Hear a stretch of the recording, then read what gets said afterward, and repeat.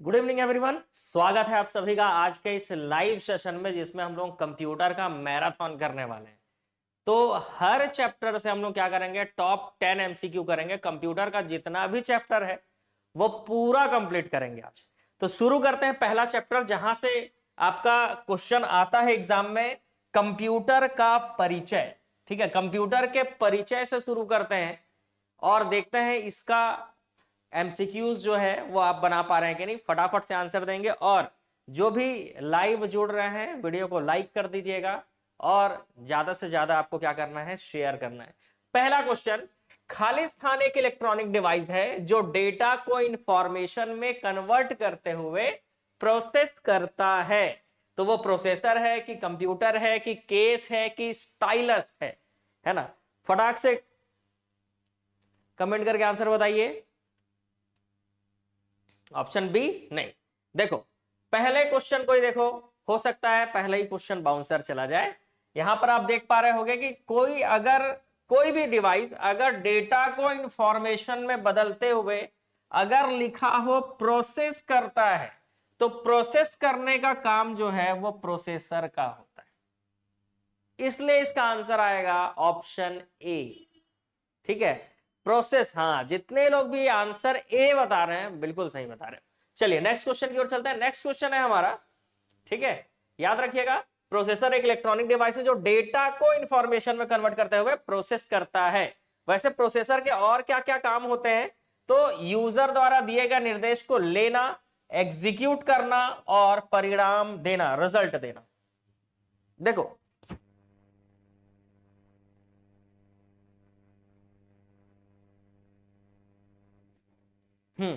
तो हम बात कर रहे थे कहां पर, प्रोसेसर के जो 3 कार्य होते हैं उसके बाद जो यूजर द्वारा दिए गए निर्देश को लेना, एग्जीक्यूट करना, वांछित परिणाम प्रदान करना। इसके बाद प्रोसेसर के प्रकार, तो single core, dual core, quad core, hexa core, octa core, Deka core processor. तो ये प्रोसेसर के प्रकार होते हैं। ये क्या होते हैं भाई, तो ये होते हैं प्रोसेसर के प्रकार। ठीक है, कंप्यूटर प्रोसेसर द्वारा किसको इंफॉर्मेशन में बदलता है, नंबर को, प्रोसेसर को, इनपुट को या डेटा को। तो अगर पूछे कि कंप्यूटर प्रोसेस के द्वारा कौन से चीज को इंफॉर्मेशन में बदलता है, तो हमेशा याद रखिएगा जो भी डेटा होता है, ठीक है, जो भी डेटा होता है इसको प्रोसेस, ठीक है, प्रोसेस के द्वारा किस में बदला जाता है, इंफॉर्मेशन में बदला जाता है। तो आंसर आएगा यहां पर ऑप्शन डी। तो जितने लोग भी आंसर डी बता रहे हो बिल्कुल सही है। ठीक है, जितने लोग भी आंसर डी बता रहे हो बिल्कुल सही है। ठीक है, देखो डेटा के कुछ प्रकार भी आप देख सकते हो, जैसे संख्यात्मक डेटा तो संख्या होगा, है ना, 0 से 9। अगर इंग्लिश वाले की बात करें, अल्फाबेटिकल डेटा में ए बी सी ये सब रहेगा। अल्फा न्यूमेरिक डेटा जिसको चिन्हात्मक कहते हैं उसमें इस तरह से आपको चिन्ह दिखेंगे। ऑडियो डेटा को आप MP3 बोलोगे, वीडियो डेटा को आप MP4 बोलते हो, MOV बोलते हो, बहुत सारी चीजें। ग्राफिकल डेटा को JPG, JPEG और अभी ज्यादातर प्रयोग होता है PNG। जो आप थंबनेल देखते हो ना यूट्यूब पे, जैसे आज लिखा हुआ है कंप्यूटर का टॉप MCQ होगा, वो जो थंबनेल है ना वो इतना अच्छा क्यों दिखता है, PNG के कारण।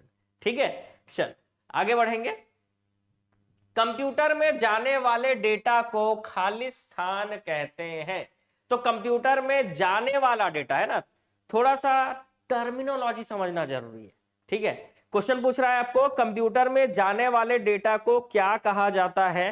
तो अगर आप कंप्यूटर में कोई भी डेटा दे रहे हो, मतलब आप इनपुट दे रहे हो, अगर आप कंप्यूटर से कोई रिजल्ट ले रहे हो, इसका मतलब आप आउटपुट ले रहे हो। ठीक है, तो कोई भी चीज अगर आप कंप्यूटर में देते हो, है ना, कोई भी डेटा आप दे रहे हो तो ये क्या कहलाता है, तो ये कहलाता है इनपुट। तो जितने लोग भी आंसर सी बता रहे हो बिल्कुल सही है। ठीक है, और अगर आप कंप्यूटर से कुछ ले रहे हो तो ये कहलाता है आउटपुट। ठीक है, ये क्या कहलाता है, आउटपुट कहलाता है। चलो नेक्स्ट क्वेश्चन, कंप्यूटर में विशेषताएं या कार्य निम्नलिखित में से एक नहीं है, कौन सा नहीं है, डेटा संकलन, डेटा संचयन, डेटा संसाधन, डेटा आकलन। इसमें से क्या जो है वो कंप्यूटर की विशेषता नहीं है। ठीक है, तो तो डेटा संकलित करना, डेटा का संचय करना, डेटा का संसाधन करना, ये सारी चीजें तो होंगी, लेकिन डेटा आकलन ये जो है कंप्यूटर की विशेषता नहीं होगा। ठीक है, डेटा का आकलन करना ये कंप्यूटर की विशेषता नहीं है। ठीक है, तो डेटा आकलन कंप्यूटर की विशेषता नहीं होती, बल्कि कंप्यूटर की विशेषताएं जो है वो क्या क्या होती है, इसके अलावा कागज के प्रयोग में कमी है ना, रिलायबिलिटी विश्वसनीयता है ना, कंप्यूटर से हम कोई काम कर रहे हैं तो हमको ट्रस्ट होता है। ठीक है, विविधता होती है कंप्यूटर में, विशाल भंडारण क्षमता होती है, त्रुटि रहित कार्य है ना, एक्यूरेसी मेंटेन करता है कंप्यूटर, ऑटोमेटिक होता है और स्फूर्ति है ना, कंप्यूटर में है ना बिना थके चल रहा है भाई, चल रहा है ना। आज देखो आप कोरबा वाला ब्रांच हो चाहे हमारा बिलासपुर वाला ब्रांच हो, सुबह अगर 7 बजे क्लास चालू हुई या 8 बजे क्लास चालू हुई, रात के 9 बजे तक सिस्टम बंद नहीं होता है, बस चल रहा है। ठीक है, चलिए आगे बढ़ेंगे। कंप्यूटर में डेटा किसे कहते हैं? संख्या को, चिन्ह को, दी गई सूचनाओं को, चिन्ह व संख्यात्मक सूचना को। 10-10 क्वेश्चन का सेट करेंगे आज है ना, और सारे टॉपिक कंप्लीट करेंगे पूरा। ठीक है, पूरा का पूरा टॉपिक क्या करेंगे हम लोग, कंप्लीट करेंगे। तो क्वेश्चन है आपके पास कि कंप्यूटर में डेटा किसे कहा जाता है। तो अभी मैंने आपको डेटा के बारे में बताया, तुरंत गलत नहीं होना चाहिए। गुड इवनिंग जिन लोगों को क्लास का लिंक मिल गया। वैसे अगर आप एप्लीकेशन डाउनलोड करके रखते हो ना युवा एकेडमी का, तो लिंक तो वैसे भी मिल जाता है आपको। चलो आगे बढ़ेंगे। ओके, अब वीडियो को लाइक भी कर दो भाई। चलो, तो कंप्यूटर में डेटा किसे कहा जाता है? तो चिन्ह व संख्यात्मक सूचना को क्या कहा जाता है? डेटा कहा जाता है। चिन्ह और संख्या दोनों वाला पढ़े थे, तो ना तो चिन्ह को लेंगे ना तो संख्या को लेंगे, सबको लेंगे। तो चिन्ह और संख्यात्मक सूचनाओं को क्या कहा जाता है? डेटा कहा जाता है। कंप्यूटर में सूचना किसे कहते हैं? डेटा को, संख्या को, चिन्ह को, या एकत्रित डेटा को? चलिए फटाक से बता दीजिए, देखते हैं इसका आंसर कितने लोग ले पा रहे हैं, है ना। कंप्यूटर में सूचना किसे कहा जाएगा?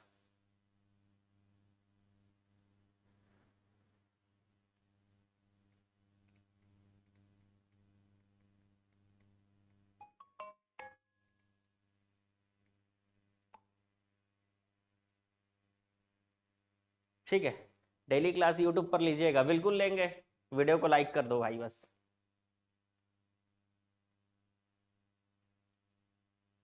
है ना, बस वीडियो को लाइक कर दो, बिल्कुल क्लास लेंगे। ठीक है, कंप्यूटर में सूचना कहा जाता है एकत्रित डेटा को। किसको कहा जाता है सूचना? तो कंप्यूटर में सूचना कहा जाता है एकत्रित डेटा को। याद रखेंगे, जो भी डेटा हम स्टोर करके रखते हैं वही हमारे लिए क्या है? इंफॉर्मेशन है, वही क्या है? सूचना है। चलिए नेक्स्ट क्वेश्चन, कंप्यूटर में सीपीयू क्या होता है? वैसे इतना आसान क्वेश्चन है, एग्जाम में आना तो नहीं चाहिए, लेकिन फिर भी ये एग्जाम में पूछ लेता है कि सीपीयू का अर्थ क्या है। तो सेंट्रल प्रोसेसिंग यूनिट। अब आप सोच रहे होगे सर इतना आसान क्वेश्चन क्यों पूछता है एग्जाम? ये इसलिए पूछता है क्योंकि कई बार हमारा दिमाग क्या होता है, हड़बड़ी में गड़बड़ी कर देता है, इसलिए इतना आसान क्वेश्चन पूछा जाता है।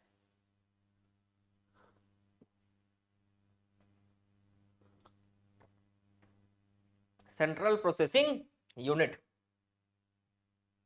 चलो, सीपीयू के 3 भाग होते हैं, आप जानते हो, ALU, CU, MU. Arithmetic logic unit, control unit, memory unit, है ना। इससे संबंधित ज्यादा प्रश्न नहीं होंगे, इसलिए यहीं पे पढ़, ये चैप्टर खत्म होने वाला है। सीपीयू निम्नलिखित में से क्या है? एक चिप है, एक बॉक्स है, एक सर्किट है, एक पेरिफेरल है। अब देखते हैं कितने लोग इसका सही आंसर बता रहे हैं। सीपीयू क्या है इसमें से?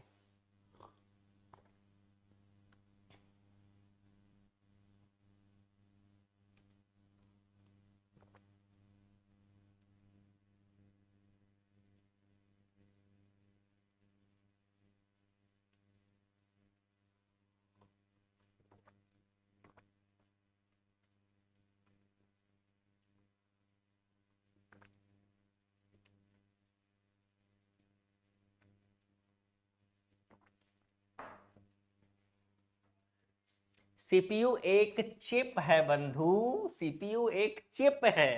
ठीक है, कई बार आपको कंप्यूटर के क्लास में मैंने बताया है, और ऑफलाइन जो मैं क्लास लेता हूं, ऑफलाइन ऑनलाइन क्लास जो लेता हूं मॉर्निंग में। ठीक है, मॉर्निंग में यूट्यूब में लाइव आने का टाइम इसलिए नहीं मिल रहा है क्योंकि मॉर्निंग में मुझे ऑफलाइन ऑनलाइन क्लास लेना होता है। ठीक है, मतलब जो क्लास हम ऑफलाइन में लेते हैं वही क्लास आप ऑनलाइन में भी देखते हो एप्लीकेशन वालों।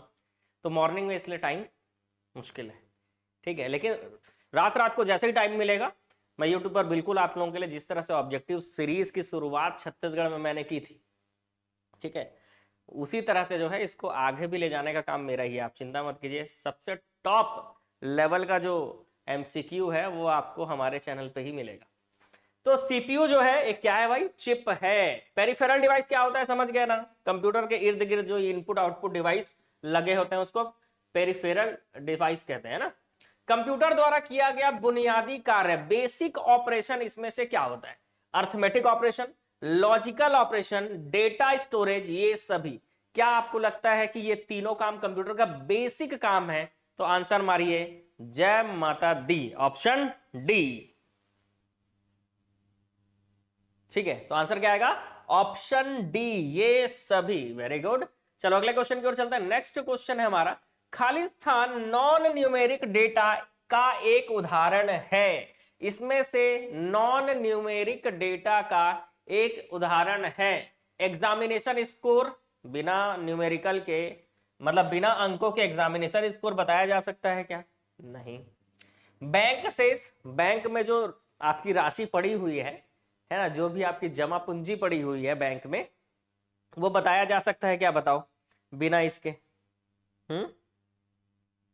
बताओ, बताया जा सकता है?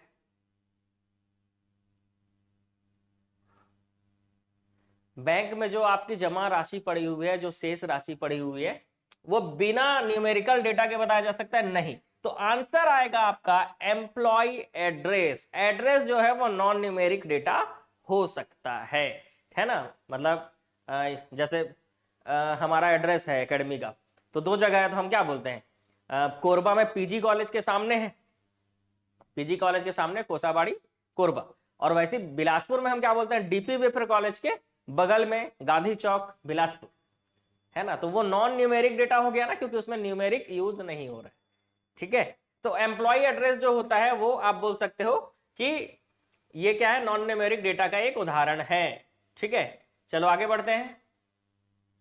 न्यूमेरिक डेटा के बारे में समझ लो। न्यूमेरिक डेटा वैसे डेटा होता है जिसको, जैसे स्कूल में 672 छात्र हैं, 394 लड़कियां हैं, 278 लड़के हैं, ठीक है। ये सब न्यूमेरिकल डेटा होता है। खैर आसान चीज है। तो पहला चैप्टर कंप्लीट, टॉप 10 एमसीक्यू खत्म। अब आप बताएंगे मुझे कि पहले चैप्टर में से, ठीक है, पहले चैप्टर में से कितना आपका सही हुआ। 10 में से 10 कितने लोगों का सही हो गया? जल्दी से बता दो कि 10 में से 10 किनका सही हो गया, मजा आ जाए बिल्कुल। हाँ भाई, मेरा 10 में 10 सही हो गया। और फिर चलते हैं हम लोग नेक्स्ट चैप्टर में। नेक्स्ट चैप्टर है हमारा कंप्यूटर का विकास। पहला क्वेश्चन है एनईएक का पूरा नाम। ऑप्शन बी बता रहे हो, गलत। Electronic numerical integrator and computer, है ना। एनईएक का फुल फॉर्म क्या है? Electronic numerical integrator and computer. तो इसका सही आंसर होगा ऑप्शन ए। इसका सही आंसर क्या होगा? Option A. एनईएक का फुल फॉर्म क्या है? Electronic numerical integrator and computer, ठीक है। तो आंसर आएगा ऑप्शन ए। 7 सही हुआ बस। चलो आगे बढ़ते हैं। नेक्स्ट, प्रथम पीढ़ी का कंप्यूटर कौन सा है? इसमें सीधी सी बात है, एनईएक प्रथम पीढ़ी का कंप्यूटर है। एनईएक क्या है? एक प्रथम पीढ़ी का कंप्यूटर है। नेक्स्ट क्वेश्चन, एनालिटिकल इंजन का निर्माण किसने किया था? बहुत ही आसान क्वेश्चन। एनालिटिकल इंजन का निर्माण किसने किया था? एवा लवलेस, जी एकन, चार्ल्स बेबेज, उपर्युक्त सभी। तो आप जानते हो एनालिटिकल इंजन का निर्माण किया था चार्ल्स बेबेज ने। किसने किया था? चार्ल्स बेबेज ने किया था। कब किया था? कमेंट करके बता दो, मजा आ जाएगा। चार्ल्स बेबेज ने एनालिटिकल इंजन का निर्माण कब किया था?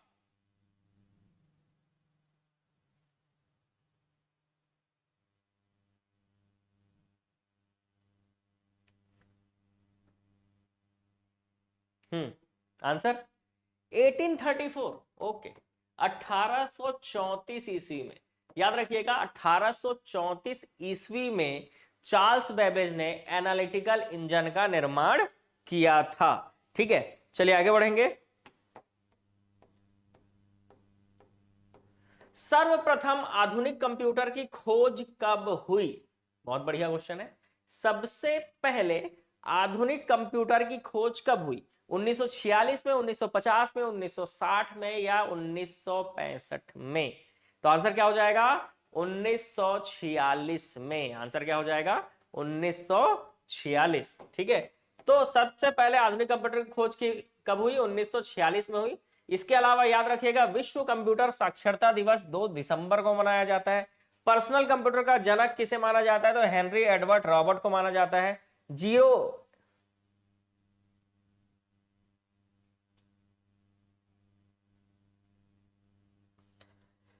वो जीरो सामने बस ऐसे लिखा हुआ है। हेनरी एडवर्ड रॉबर्ट ने अल्टेयर 8800 को 1974 में उतारा था, इसलिए इनको पर्सनल कंप्यूटर का जनक माना जाता है। याद रखिएगा, पर्सनल कंप्यूटर वह कंप्यूटर जिसे खास कार्य के लिए रिजर्व रखा जाता है उसे क्या कहते हैं? है ना, जिस कंप्यूटर को किसी खास कार्य के लिए क्या कर रहे हैं भाई, रिजर्व रख रहे हैं, उसको कैसा कंप्यूटर कह लेंगे? डेडिकेटेड, लेडिकेटर, रेडिलेटर या सेडिकेटर? अच्छा क्वेश्चन है। हाँ जल्दी से बताओ। पहला,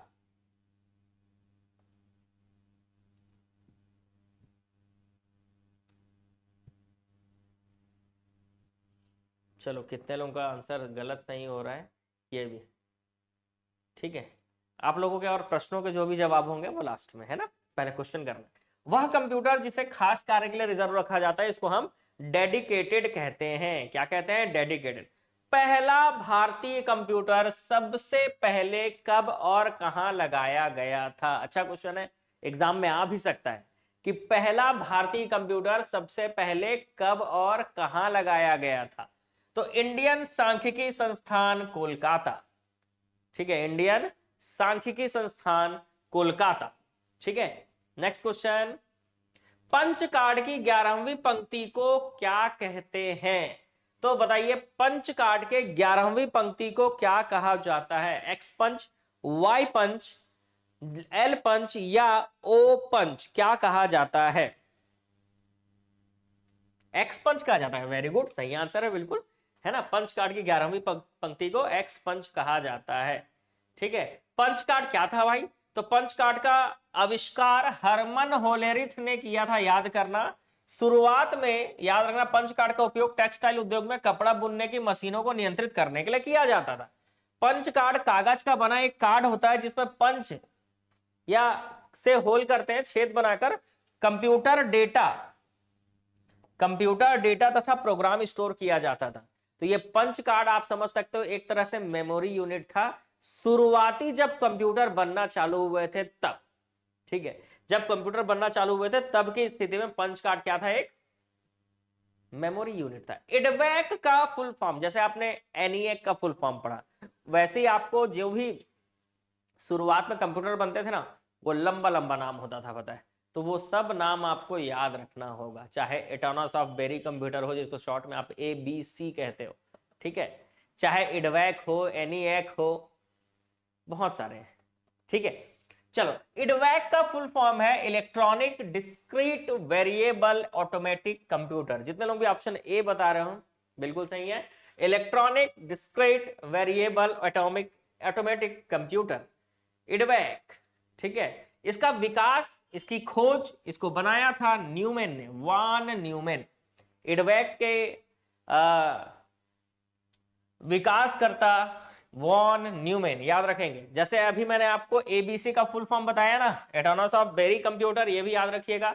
इसके अलावा ASCII है ना, अमेरिका का standard, American standard code for information interchange, ASCII का भी अगर एग्जाम में फुल फॉर्म आ जाए तो आप आराम से आंसर ले सकते हो। ठीक है, नेक्स्ट शब्द आर्टिफिशियल इंटेलिजेंस किसने गढ़ा?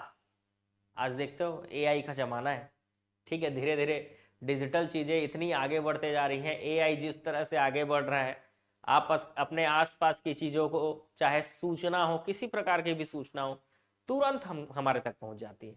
ठीक है, आज देश के किसी कोने में कोई भी घटना घट रही है, तुरंत हमारे तक पहुंच रहा है। आप समझ सकते हो सोशल मीडिया जिस तरह से आगे बढ़ रहा है, लोग जिस तरह से जागरूक हो रहे हैं, और मोबाइल फोन्स की संख्या जिस तरह से बढ़ रही है। ठीक है, मैथ्स का डेली क्लास चलता है। देखो मैथ्स ऐसा चीज है ना कि एक दिन में मैथ्स आप पूरा पढ़ नहीं पाओगे। ठीक है, मैथ्स आपको मैं हमेशा बोलता हूं ना, कोई भी एग्जाम की अगर आप तैयारी कर रहे हो तो मैथ्स एक ऐसा सब्जेक्ट है जिसकी तैयारी आपको पहले से करनी होती है। रेगुलर जो 1 घंटे में मैथ्स का क्लास लेता हूं उसमें आप बने रहिए, आपको कभी मैथ्स के मैराथन की जरूरत ही नहीं पड़ेगी।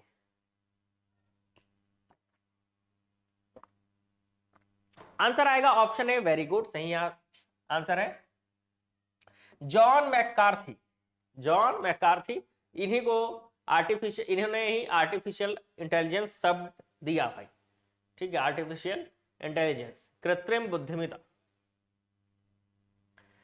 इससे क्या होता है भाई, इससे एआई मतलब मशीनों को इंसानी बुद्धि से लेस किया जाता है। ठीक है, इसमें मुख्य रूप से 3 प्रोसेस होते हैं। एक होता है learning, reasoning and self correction. ठीक है,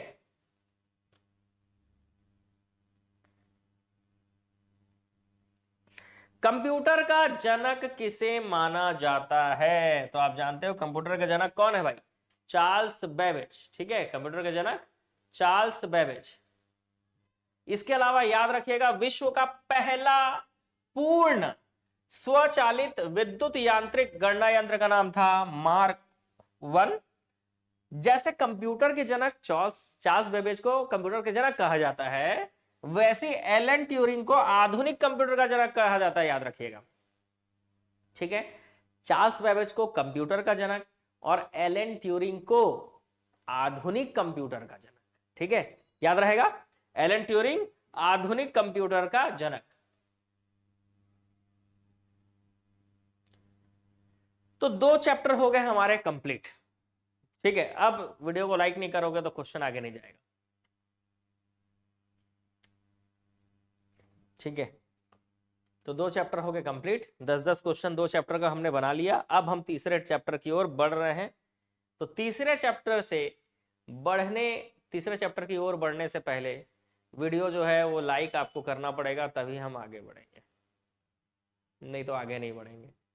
कितना सही हुआ भाई, कंप्यूटर के विकास वाले चैप्टर से कितना क्वेश्चन सही हुआ? 9 सही, 1 गलत। ओके, अब आगे बढ़ते हैं। कंप्यूटर की पीढ़ियां, फ्लॉप्स का पूर्ण रूप क्या है? तो फ्लॉप्स का पूर्ण रूप है ABCD। 4 में से आपको लेना है answer. A, very good, floating point operation per second. ठीक है, सेकेंड मत बोलना है इसको, सेकेंड। ठीक है, floating point operation per second. ठीक है, फ्लॉप का फुल फॉर्म होता है floating point operation per second. कुछ और फुल फॉर्म में देख लो, जैसे FTP, file transfer protocol, FSK, frequency shift keying,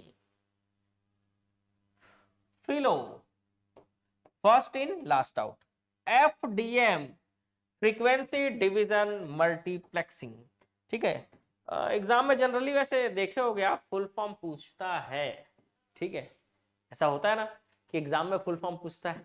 next question, ग्राहक व व्यापारी के बीच ई कॉमर्स का माध्यम क्या है?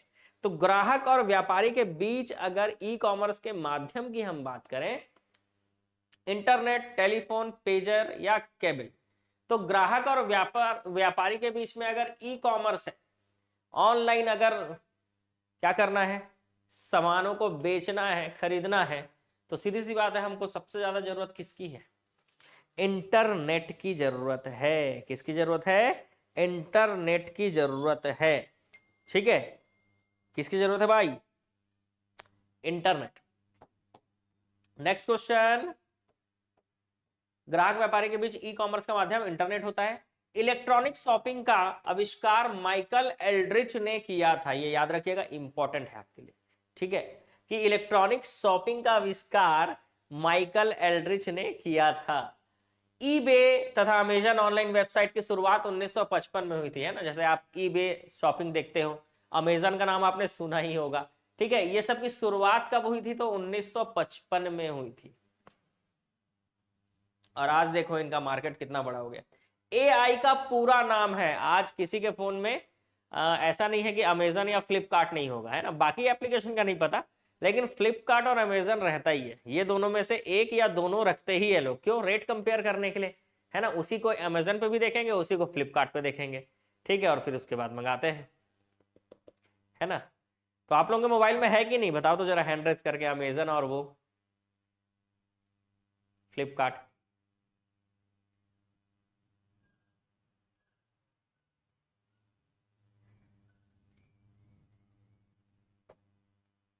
Artificial intelligence, okay.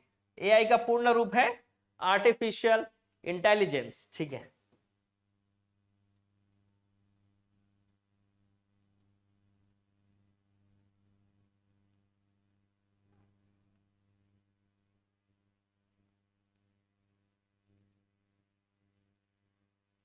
देखो, भारत में डिजिटल अर्थव्यवस्था तथा आर्टिफिशियल इंटेलिजेंस को बढ़ावा देने के लिए 5I प्रोग्राम, है ना, 5I प्रोग्राम को प्रोत्साहित किया जाता है, जिसमें इंक्लूसिवनेस होता है, ठीक है, स्वदेशीकरण भी होता है, इनोवेशन मतलब नवाचार भी होता है, अवसंरचना में इन्वेस्टमेंट इन इंफ्रास्ट्रक्चर,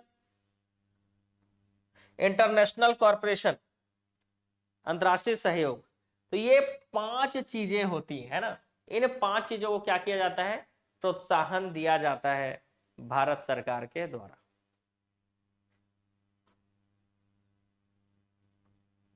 ठीक है, चलो आगे बढ़ते हैं। केंद्रीय प्रसंस्करण इकाई का काम क्या है?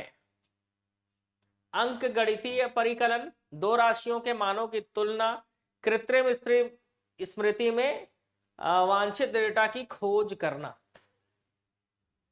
चलो बता दो इसका आंसर क्या होगा।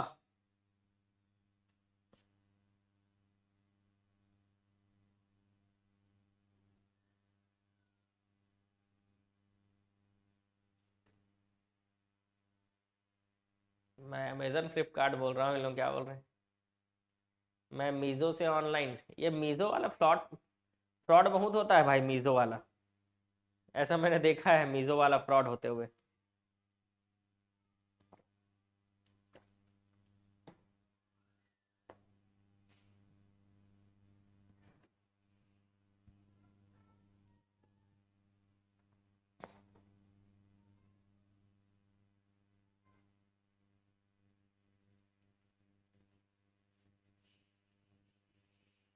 तो बहुत सारे लोग बोल रहे हैं इसका आंसर सी, जो कि गलत है। अब बताओ बी है, ए है, क्या होगा आंसर?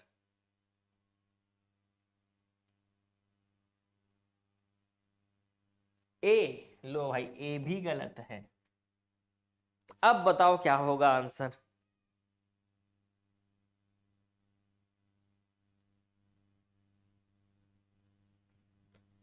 सर ठंड बहुत है, हाँ। कोरबा में तो खास कर मस्त ठंड पड़ता है यहाँ तो, बेहतरीन, बिल्कुल मजा ही आ जाता है। रात को सॉक्स पहन के सोना पड़ता है, हाथ में हैंड ग्लव्स, टोपी, स्वेटर, उसके बाद कंबल नीचे भी बिछाओ, सोने के बाद ऊपर से भी ओढ़ो। मतलब जिसको ज्यादा ठंड लगता होगा, 2 कंबल यूज करो, एक बिछाने के लिए और एक ओढ़ने के लिए।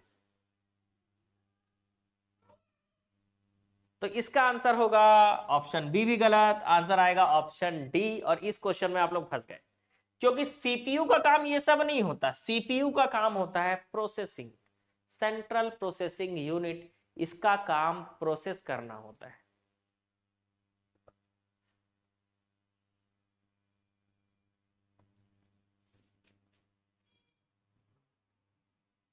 ठीक है, इसका काम क्या होता है? प्रोसेस करना होता है इसका काम। चलो अगला क्वेश्चन। ASTII का पूरा नाम क्या है? ASCII का पूरा नाम क्या है? तो अभी थोड़ी देर पहले मैं आपको बता रहा था इसका पूरा नाम, और इसका पूरा नाम है American standard code for information interchange. American standard code for information interchange, ठीक है, ऑप्शन ए आएगा। ठीक है, ASCII जो है एक मानक डेटा ट्रांसमिशन कोड है। ठीक है, इस चीज को याद रखिएगा। इसमें विभिन्न अक्षर को 0 से 127 के बीच की एक संख्या दी जाती है। कंप्यूटर के सभी भागों के बीच में सामंजस्य कौन स्थापित करेगा? Logic unit, control unit, arithmetic logic unit. बताओ भाई। कंप्यूटर के जो सभी भाग हैं, चाहे इनपुट डिवाइस हो, आउटपुट डिवाइस हो, कुछ भी जुड़ा हो, इन सब के बीच में सामंजस्य स्थापित करके रखने का काम किसका है? तो आंसर क्या आएगा? ऑप्शन डी, ये सभी। सोच लो, कुछ गड़बड़ है दया? देख लो। तो ये हो गया गलत, क्योंकि यहां पर बोल रहा है कंप्यूटर के सभी भागों के बीच में सामंजस्य स्थापित करने का काम कौन करेगा? तो आंसर लेंगे हम कंट्रोल यूनिट। आंसर क्या लेंगे हम? Control unit. ठीक है, आंसर लेंगे हम लोग कंट्रोल यूनिट, क्योंकि कंट्रोल यूनिट का ही काम होता है हार्डवेयर और सॉफ्टवेयर के बीच में समन्वय स्थापित करना। ठीक है, इस क्वेश्चन में फंस गया भाई आप लोग। कंट्रोल यूनिट का ही काम होता है ALU के कार्यों को नियंत्रित करना, इनपुट आउटपुट डिवाइस तथा अन्य हार्डवेयर को नियंत्रित करना। नियंत्रित मतलब कंट्रोल करना, निर्देशों को पढ़ना और उन्हें कार्यान्वित करने का आदेश देना। तो ये सब काम कंट्रोल यूनिट का होता है, नियंत्रित करने का काम कंट्रोल यूनिट का होता है। ठीक है, गलती से मिस्टेक हो गया। ये कौन है भाई? गई भैंस ब्यूटी पार्लर में सबकी। अच्छा, जाओ जाओ, आप गए कि नहीं ये बताओ पहले। बाकी तो लोग जाते ही हैं, और गैया बन के बाहर निकलते हैं वो अलग बात है। चलो चलो, पार्लर का बात अभी नहीं करते हैं, बुरा लग जाएगा नहीं तो। चलो भाई, सुपर कंप्यूटरों के साथ किस प्रकार के प्रोसेसिंग स्पीड मेजरमेंट जुड़ा होता है? ठीक है, तो सुपर कंप्यूटर का प्रोसेसिंग स्पीड किससे नापा जाता है? गीगाहर्ट्ज, सेकंड पर सेकंड, फ्लॉप्स या मेल?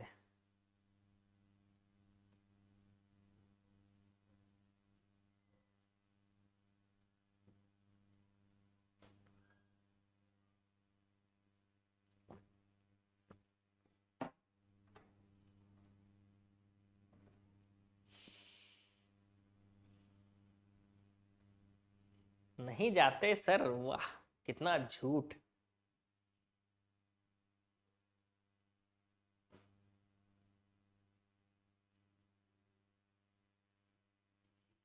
तो आंसर है सुपर कंप्यूटर के प्रोसेसिंग स्पीड को किस में नापा जाता है? तो याद रखिएगा, सुपर कंप्यूटर के प्रोसेसिंग स्पीड को नापा जाता है फ्लॉप्स में। किस में नापा जाता है? फ्लॉप्स में नापा जाता है। ठीक है, सुपर कंप्यूटर के स्पीड को फ्लॉप्स में नापा जाता है। ठीक है, जैसे क्रे 2 बना था जब, तो गीगा फ्लॉप्स है ना, tera flops, Jaguar, peta flops. Digital computer की कार्य पद्धति का सिद्धांत क्या है? गणना एवं तर्क, मापन, ऑपरेटिंग सिस्टम या सॉफ्टवेयर? जल्दी से बताएंगे। डिजिटल कंप्यूटर के कार्य पद्धति का सिद्धांत है, तो डिजिटल कंप्यूटर के कार्य का सिद्धांत क्या होता है?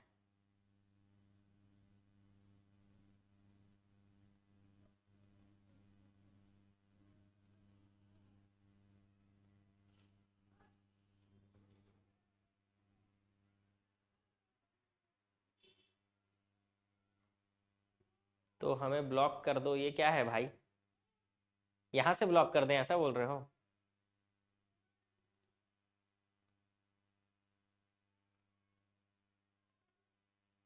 क्यों करेंगे ब्लॉक? नहीं करेंगे बिल्कुल ब्लॉक। होनहार स्टूडेंट्स को ब्लॉक नहीं किया जाता है। चलो, तो डिजिटल कंप्यूटर की कार्य पद्धति का सिद्धांत है गणना एवं तर्क, है ना। जितने भी होनहार स्टूडेंट हैं, ठीक है, वो लोग तो है ही हैं, लेकिन जो लोग मुझसे जुड़कर तैयारी कर रहे हैं, आप लोग सब हमारे एकेडमी के भविष्य हो भाई, है ना। सिलेक्शन लोगे तभी तो एकेडमी आगे बढ़ेगा। हालांकि बहुत सारे लोग सिलेक्शन लेने के बाद भूल जाते हैं, वो अलग बात है, पर एक बात ये भी है कि मेरे पास भी टाइम नहीं रहता है, ये भी एक बात है। लेकिन आप लोग सिलेक्शन लोगे तो भूलना मत भाई, है ना। हर बार मैं एग्जाम के पहले बोलता हूँ सिलेक्शन लेने के बाद मिलने आना, लेकिन आप लोग जो है सिलेक्शन लेने के बाद अब कहाँ जाबो गुरुजी करा ऐसा करके भाग जाते हो।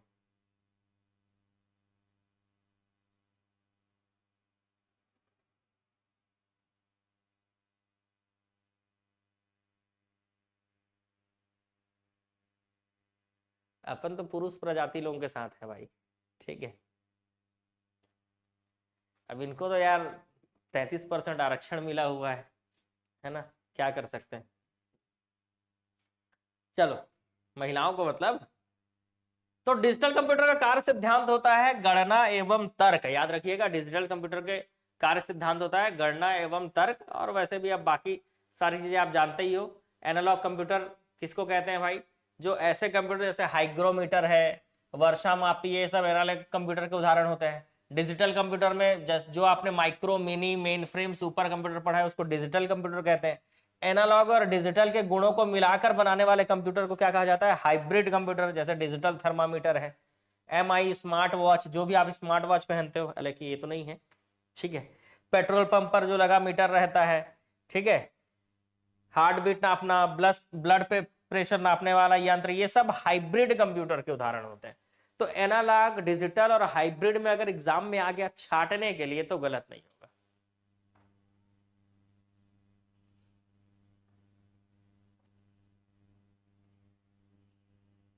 अब वो सर भूल जाते हो भाई।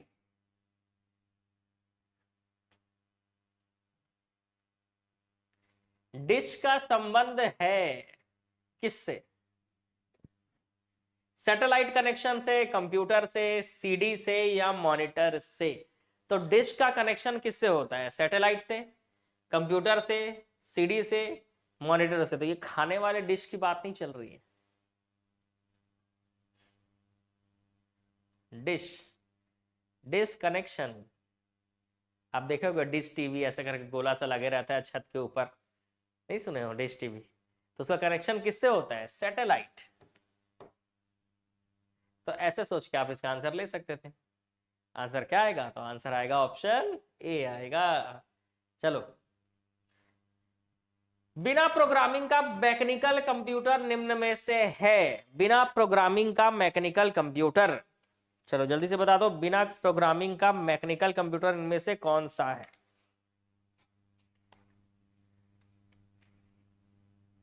जल्दी से आंसर कनेक्ट कमेंट करेंगे।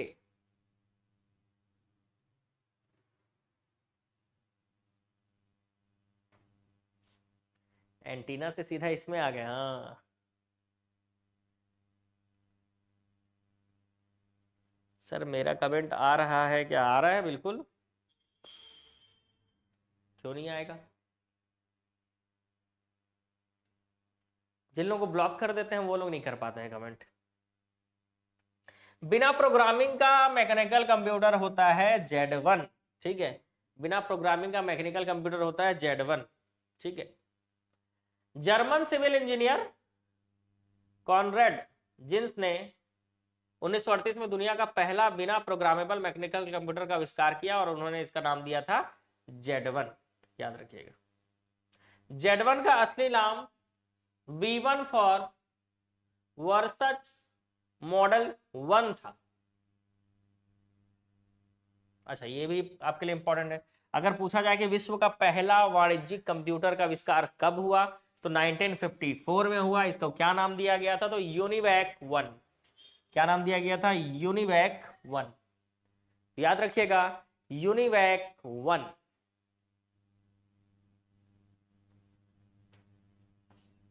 ठीक है, चलो कंप्यूटर का वर्गीकरण, डेटा प्रोसेसिंग का अर्थ क्या है? मतलब नेक्स्ट चैप्टर में आ गया ना, ऐसे करके चैप्टर कंप्लीट होते जा रहे हैं। डेटा प्रोसेसिंग का अर्थ क्या है? डेटा का संग्रह, कंप्यूटर की कार्य प्रणाली, गणना कार्य करना, वाणिज्यिक उपयोग के लिए जानकारी तैयार करना। बताओ जल्दी से कि डेटा प्रोसेसिंग का क्या अर्थ है? डेटा संग्रह करना, कंप्यूटर की कार्य प्रणाली, गणना कार्य करना, वाणिज्यिक उपयोग के लिए जानकारी तैयार करना। तो डेटा प्रोसेसिंग का अर्थ होता है, क्या होता है बता दो जल्दी से।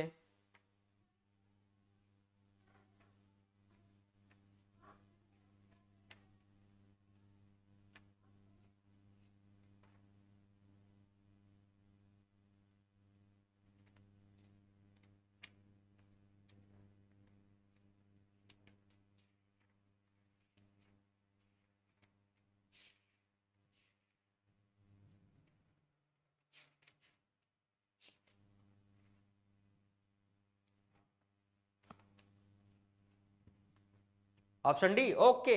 वाणिज्यिक उपयोग के लिए जानकारी तैयार करना, इसी को बोलते हैं हम लोग डेटा प्रोसेसिंग। इसी को क्या बोलते हैं हम लोग? डेटा प्रोसेसिंग बोलते हैं। डेटा प्रोसेसिंग का अर्थ है वाणिज्यिक उपयोग के लिए जानकारी तैयार करना। डेटा को इंफॉर्मेशन में बदलने की प्रक्रिया को डेटा प्रोसेसिंग कहा जाता है, याद रखना। ठीक है, तो किसी भी डेटा को इंफॉर्मेशन में बदलने की प्रक्रिया ही क्या कहलाएगी? डेटा प्रोसेसिंग कहलाएगी। ठीक है, तो आंसर आएगा ऑप्शन डी। ठीक है, आंसर क्या आएगा? Option D. डेटा प्रोसेसिंग के 5 स्टेप होते हैं। सबसे पहले डेटा को एकत्र करना, उसको तैयार करना, फिर उसको कंप्यूटर में इनपुट देना, फिर उसका प्रोसेसिंग होगा और उसके बाद इंफॉर्मेशन का आउटपुट मिलेगा आपको। तो ये डेटा प्रोसेसिंग के 5 स्टेप है, नोट कर सकते हो आप, है ना, एग्जाम में के लिए इंपॉर्टेंट है। ठीक है, एग्जाम के लिए इंपॉर्टेंट है। अगला, आईसी का फुल फॉर्म, आईसी है ना, आईसी का फुल फॉर्म क्या है? देखते हैं, जल्दी से आंसर बताओ। ऑप्शन सी, ठीक है, इंटीग्रेटेड सर्किट। आईसी का फुल फॉर्म है इंटीग्रेटेड सर्किट। ठीक है, इंटीग्रेटेड सर्किट, अर्धचालक है ना। कंप्यूटर क्या है? एक इलेक्ट्रॉनिक मशीन है, पावर मशीन है, मानव मशीन है या विद्युत मशीन है? तो आप जानते हो कंप्यूटर जो है वो एक इलेक्ट्रॉनिक मशीन होता है। कंप्यूटर एक इलेक्ट्रॉनिक मशीन होता है। जनरल पर्पस एप्लीकेशन और स्पेशल पर्पस एप्लीकेशन को एड्रेस करने के लिए विशेषतः डिजाइन किए गए प्रोग्रामों को कौन सा प्रोग्राम क्या कहते हैं? जनरल पर्पस एप्लीकेशन और स्पेशल पर्पस एप्लीकेशन को एड्रेस करने के लिए विशेषतः डिजाइन किए गए प्रोग्रामों को क्या कहा जाता है? तो प्रोग्रामों के समूह को क्या कहा जाएगा भाई?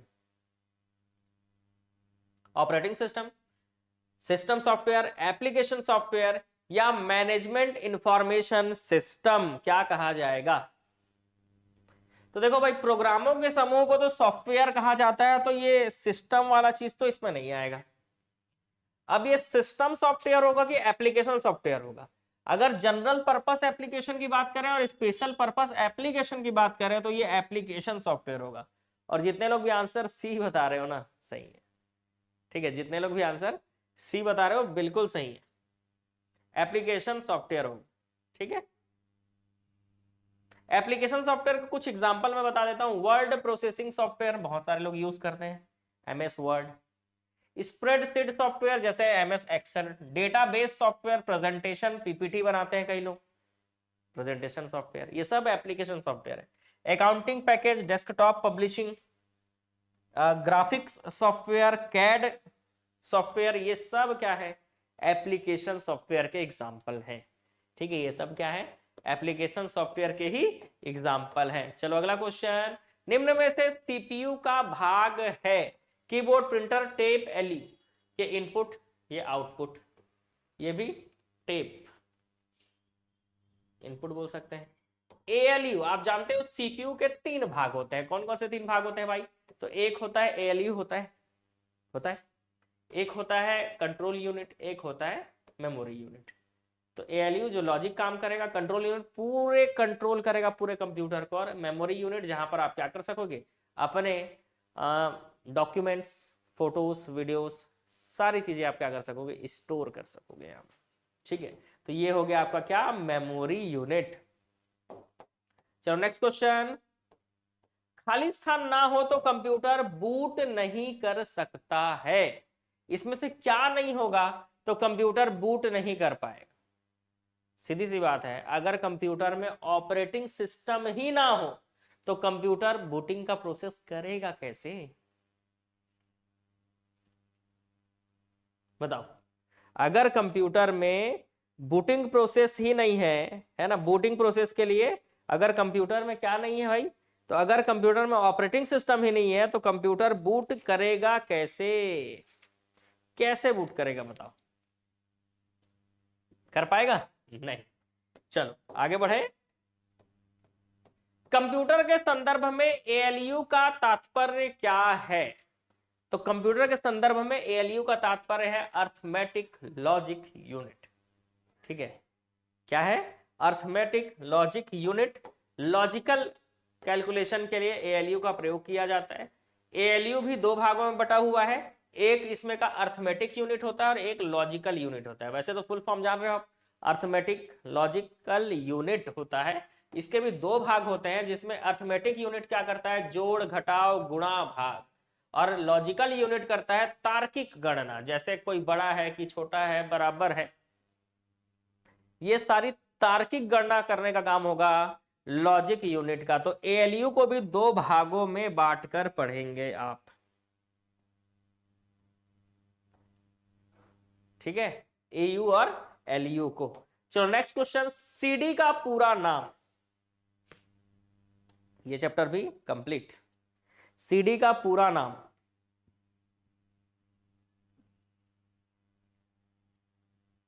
Compact disc, change disc, change drive, change data. जल्दी से आंसर कमेंट करो भाई। कॉम्पैक्ट डिस्क बिल्कुल सही है।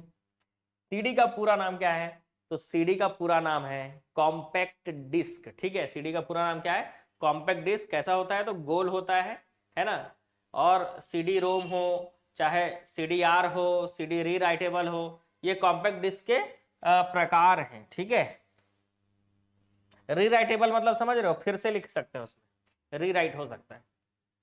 GUI का पूरा कोड, देखते हैं कितने लोग इसका आंसर जानते हैं।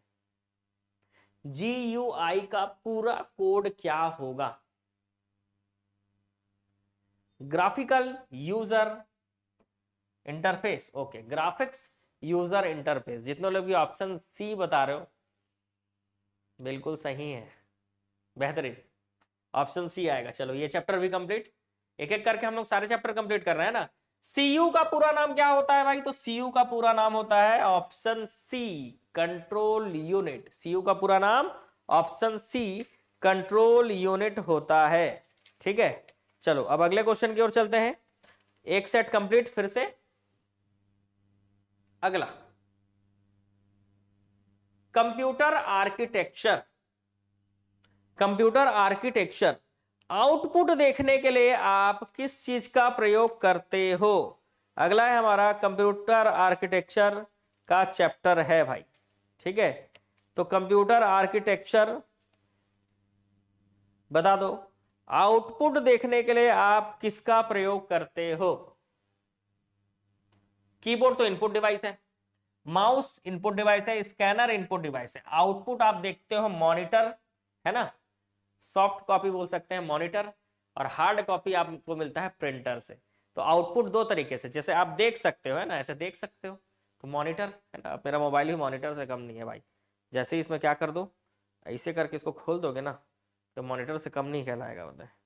तो इतना बड़ा स्क्रीन मॉनिटर ही है ये, समझ गए? तो ये आउटपुट अगर देखना है तो ये क्या कहलाएगा भाई? मॉनिटर कहलाएगा। ठीक है, आउटपुट अगर देखना है तो क्या कहलाएगा? मॉनिटर कहलाएगा।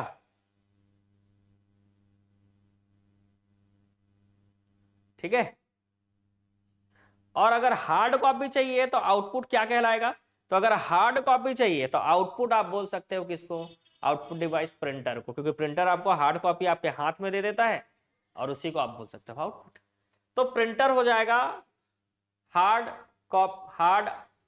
Output device, hard copy output device. Monitor soft copy प्रदान करने वाला लोकप्रिय आउटपुट डिवाइस है। मॉनिटर सॉफ्ट कॉपी, क्योंकि आप उसको छू नहीं सकते, सिर्फ देख सकते हो।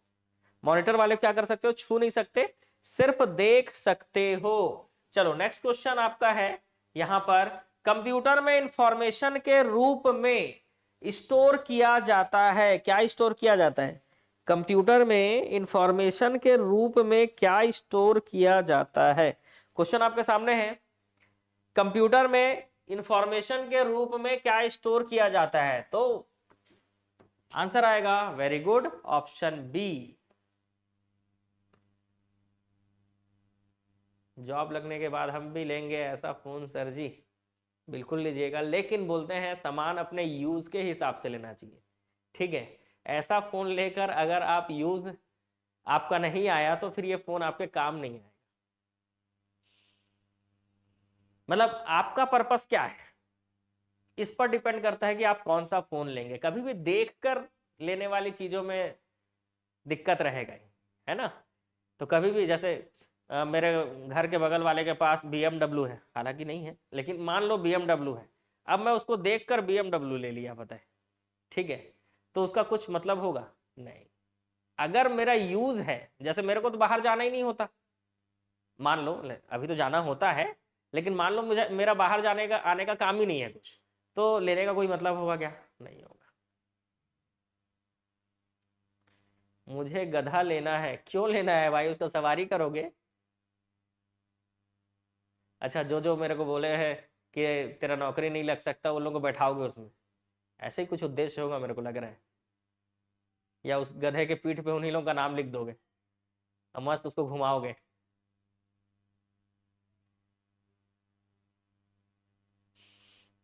सर आपका पूरा नाम क्या है?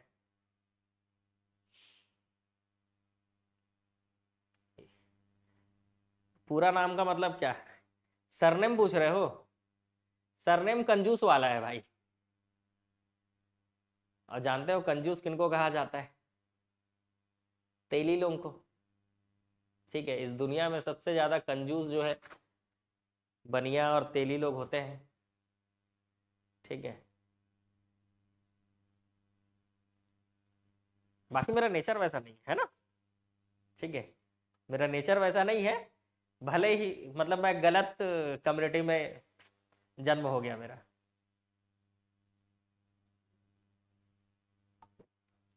वो अलग बात है।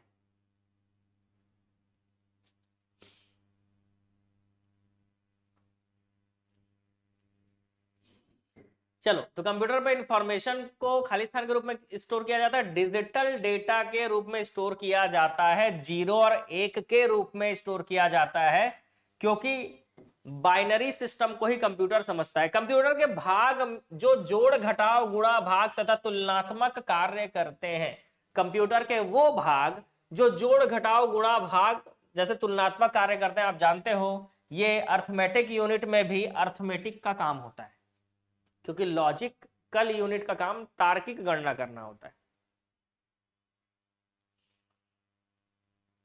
ठीक है।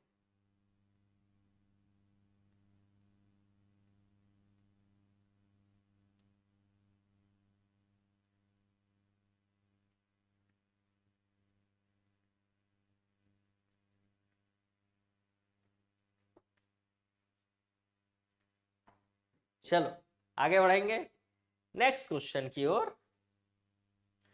ENIAC क्या है?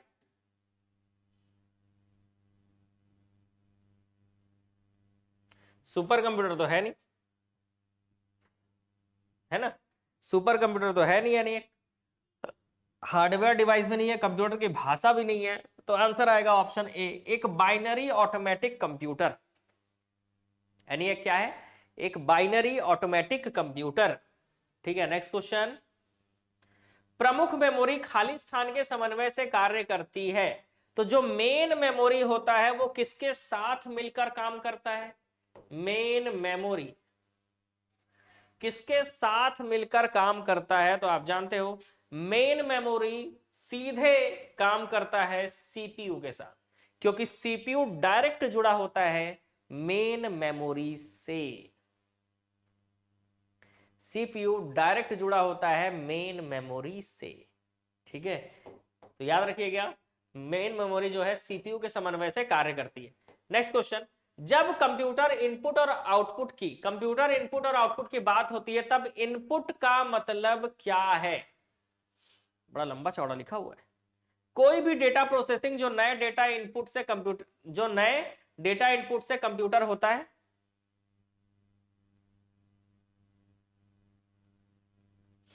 डेटा या जानकारी जिसे कंप्यूटर में एंटर या प्रवेशित किया जाता है, डेटा का प्रेषण जिसे कंप्यूटर में इनपुट किया जाता है। तो पहला पॉइंट तो नहीं पता, उतने अच्छे से समझ में भी नहीं आ रहा है, लेकिन आप अगर दूसरा और तीसरा पॉइंट देखो तो उसका अर्थ क्या निकलता है कि डेटा या जानकारी जिसे कंप्यूटर में एंटर कर रहे हैं, मतलब कंप्यूटर में दे रहे हैं तो सही, डेटा का प्रेषण जिसे कंप्यूटर में इनपुट दे रहे हैं तो इनपुट वाला भी सही। तो पहला वाला तो लाइन ही आगे पीछे है, ठीक है। कोई भी डेटा प्रोसेसिंग जो नए डेटा इनपुट से कंप्यूटर से इनपुट होता है, तो नया डेटा अगर कंप्यूटर से इनपुट होगा तो उसको तो आउटपुट कह देंगे, इसलिए पहला वाला हो जाएगा गलत और दूसरा और तीसरा सही आएगा। तो आंसर आएगा ऑप्शन डी, ठीक है। ये चैप्टर भी कंप्लीट होने वाला है, धीरे धीरे चैप्टर पे चैप्टर कंप्लीट हो रहे हैं। कौन सा डिवाइस आपके कंप्यूटर को दूसरे कंप्यूटर से टेलीफोन पर बात करने और इंटरनेट एक्सेस करने देता है? ऐसा कौन सा डिवाइस है जो आपके कंप्यूटर को दूसरे कंप्यूटर से टेलीफोन पर बात करने और इंटरनेट एक्सेस करने देता है? तो ये तभी पॉसिबल है जब हो आपके पास मॉडेम, ठीक है। क्या हो वहां पर? मॉडेम हो। मॉडेम का full form modulator, demodulator. Data का प्रेषण आउटपुट नहीं होगा, ठीक है। डेटा का प्रेषण जिसे कंप्यूटर में इनपुट किया गया है, अगर कंप्यूटर में इनपुट कर रहे हैं तो वो आउटपुट नहीं हो सकता, ठीक है। मॉडेम का फुल फॉर्म होता है modulator, demodulator. Modem telephone line पर आने वाली एनालॉग संकेतों को क्या करता है? डिजिटल संकेतों में बदलकर कंप्यूटर को देता है। मॉडेम का मेन काम क्या होता है? याद रखिएगा, एग्जाम में आ सकता है कि मॉडेम जो है वो टेलीफोन लाइन पर आने वाली एनालॉग संकेतों को डिजिटल संकेतों में बदलकर कंप्यूटर को देता है, ठीक है। किसको देता है? कंप्यूटर को देता है, ठीक है। चलो आगे बढ़ेंगे। आपके कंप्यूटर में बनी परमानेंट मेमोरी को क्या कहते हैं? आपके कंप्यूटर में बनी परमानेंट मेमोरी को क्या कहा जाता है? रैम कहा जाता है, रोम कहा जाता है, सीपीयू कहा जाता है या सीडी रोम कहा जाता है? तो जो कंप्यूटर में बना हुआ परमानेंट मेमोरी होता है, ठीक है, उसको क्या कहते हैं?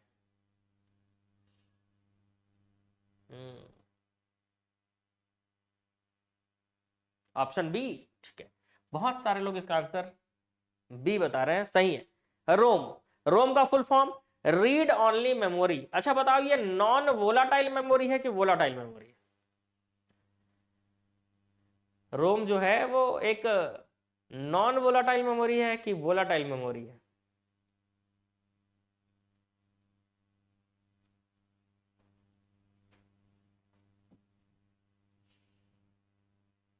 तो याद रखना, रोम जो है एक नॉन वोलाटाइल मेमोरी है। नॉन वोलाटाइल का मतलब स्थायी मेमोरी है।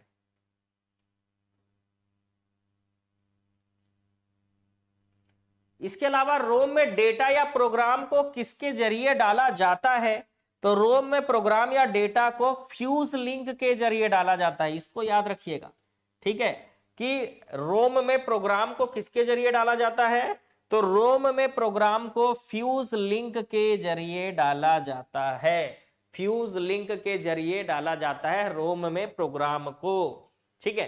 रोम में एक बार डेटा भर देने पर फ्यूज लिंक को जला दिया जाता है ताकि डेटा को बदला ना जा सके, ठीक है। अगर डेटा को बदलना नहीं है तो एक बार डेटा भर देने के बाद फ्यूज लिंक को क्या कर दिया जाता है? जला दिया जाता है। तो फ्यूज लिंक याद रखिएगा, कोई कंफ्यूजन नहीं है।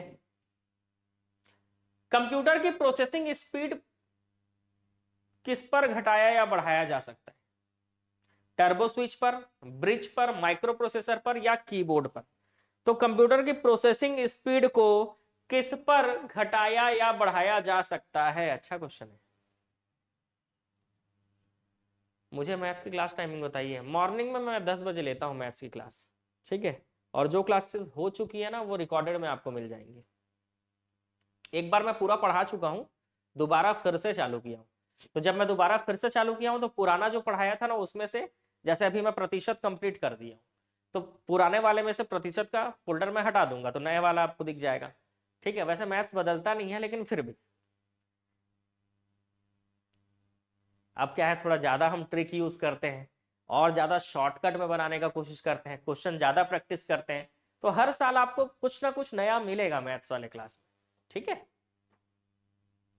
नए नए प्रैक्टिस ऐड करेंगे, ठीक है। और हमारा जो मैथ्स का बुक है इसको भी आप प्रैक्टिस करना चालू करेंगे। ये रीजनिंग का है, वैसे ऐसे ही मैथ्स का बुक भी आता है, तो मैथ्स रीजनिंग का बुक है जिसको हम लोग क्या करेंगे, प्रैक्टिस भी करेंगे, ठीक है। चलो, कंप्यूटर को की प्रोसेसिंग स्पीड टर्बो स्विच पर घटाया या बढ़ाया जा सकता है। आंसर होगा ऑप्शन ए, टर्बो स्विच।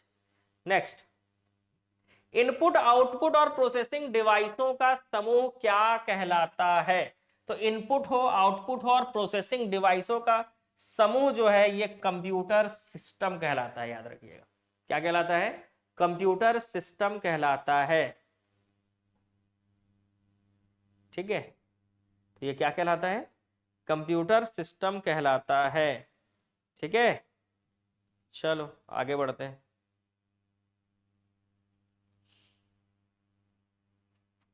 चलो,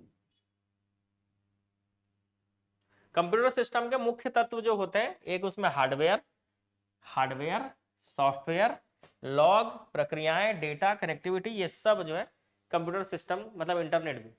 चलो फिर से नेक्स्ट चैप्टर में आ गए हम लोग, इनपुट एवं आउटपुट युक्तियां, ठीक है। तो एक एक करके हम लोग क्या कर रहे हैं, मैराथन क्लास है, एक एक करके हम लोग चैप्टर में, हर चैप्टर के 10-10 प्रश्न ले रहे हैं, ताकि आप जो है हर चैप्टर को टच कर पाओ, उस चैप्टर से किस तरह के क्वेश्चन आते हैं वो आप समझ पाओ, ठीक है। तो हर चैप्टर से हम लोग क्या कर रहे हैं, 10-10 क्वेश्चन ले रहे हैं, ठीक है। तो डेटाबेस में कौन सा फील्ड्स ऐसा होता है जो कैलकुलेशन के लिए प्रयुक्त नंबर स्टोर करता है? तो नंबर स्टोर कौन करेगा? जो न्यूमेरिकल फील्ड होगा, ठीक है। डेटाबेस में न्यूमेरिक फील्ड जो होता है वो कैलकुलेशन करने के लिए नंबर को स्टोर करते हैं, ठीक है। सर सारे सब्जेक्ट का रिवीजन तड़फड़, जय छत्तीसगढ़, जय जोहार, जय छत्तीसगढ़, ठीक। आजकल हर कोई जो है जय जोहार जय छत्तीसगढ़, मतलब एक होता है ना, पॉपुलैरिटी पाने के लिए इंसान जो है, पहले भले दिन में एक बार ना बोलता हो लेकिन अब जो है दिन में 10 बार जरूर बोलता है। विधायिका वाले क्लास देख कर आए हो? और नेतागिरी में तो ज्यादा हो गया है आजकल, है ना, पॉलिटिक्स में ज्यादा हो गया है ये चीज। चलो अच्छी बात है, कम से कम इसी बहाने बोलते तो है।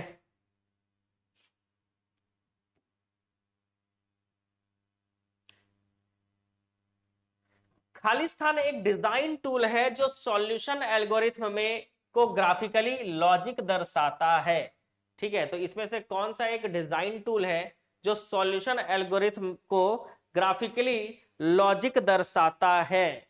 ठीक है, तो वो क्या होता है भाई? तो वो होता है फ्लो चार्ट। याद रखेंगे, आंसर क्या आएगा?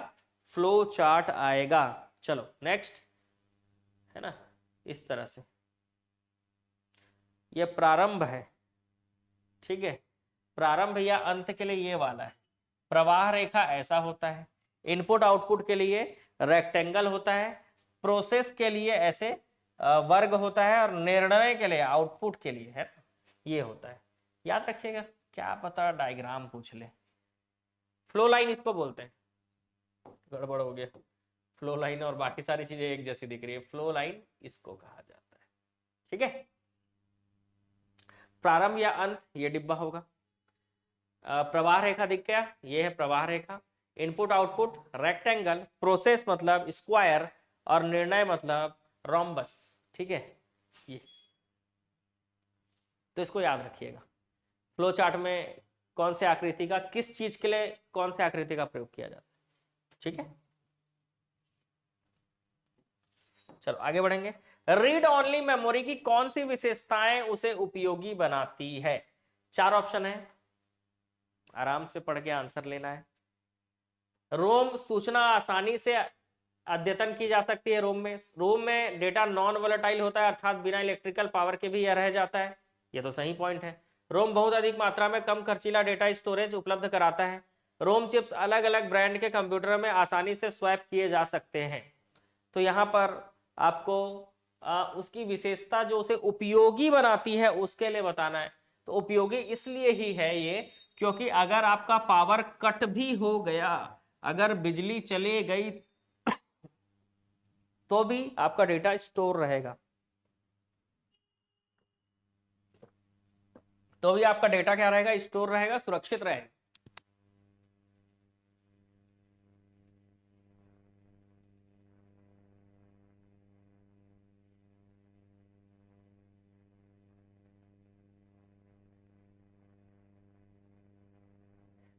चलो, तो रीड ओनली मेमोरी की कौन सी विशेषता उसे उपयोगी बनाती है। तो रोम में डेटा जो है वो नॉन वोलाटाइल होता है, अर्थात बिना इलेक्ट्रिकल पावर के भी ये रहता है। तो आंसर क्या आएगा, ऑप्शन बी।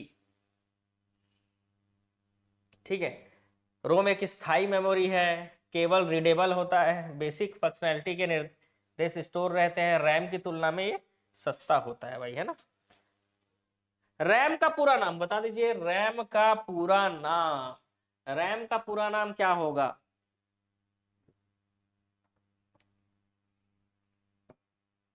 आसान क्वेश्चन है।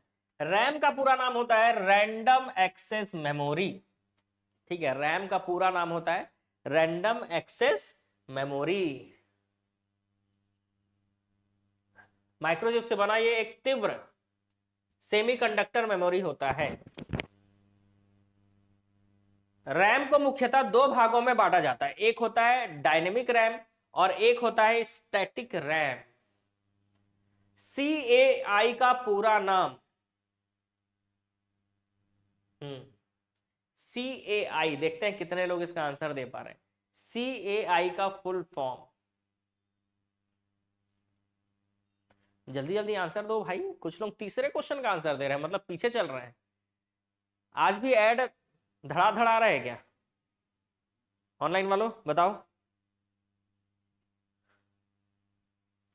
आज भी ऐड आ रहा है धड़ाधड़।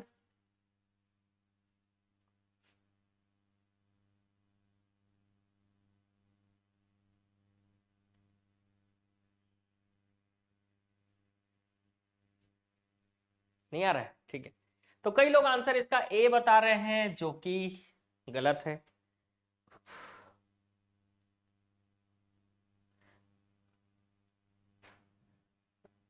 सही है, डर लग गया था।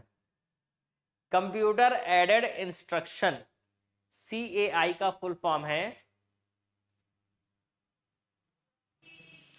Computer aided instructions. ठीक है, CAI full form computer aided instructions.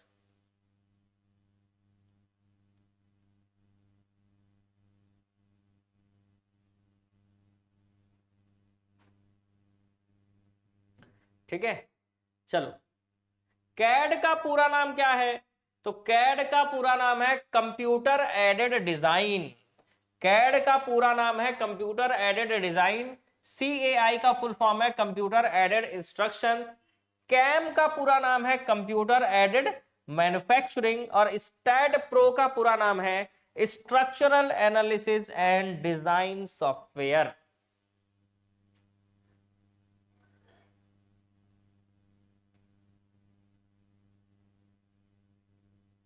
डरवा दे रहे गुरुजी। अरे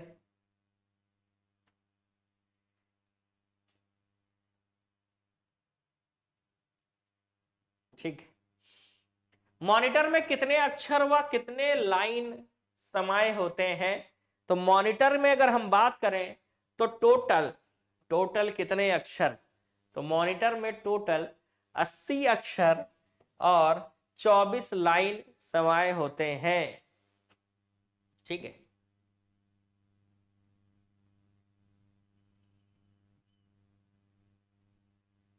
मॉनिटर की विशेषता याद रखना, अगर कोई मॉनिटर ले रहे हो तो resolution, refresh rate, dot pitch, interlaced, not interlaced और बिट मैपिंग, ये देखा जाता है अच्छा है कि नहीं। WPM आसान है, इसका आंसर तो आप आसानी से ले सकते हो। WPM स्टेनोग्राफर हिंदी का कोचिंग, वो जो व्यापम जो एग्जाम लेता है ना, वो होता है, मतलब शॉर्ट हैंड नहीं सिखाएंगे, लेकिन जो एग्जाम में जीके और ये सब पूछा जाता है ना, उसका क्लास होता है।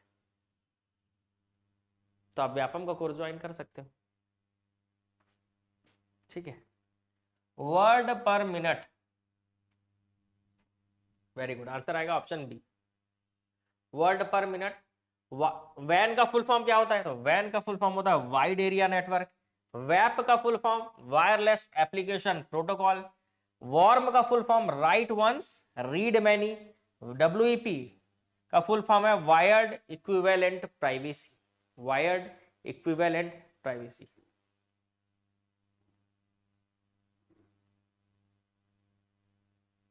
उल्टा पुल्टा कैसे लगा रहे हो भाई आंसर?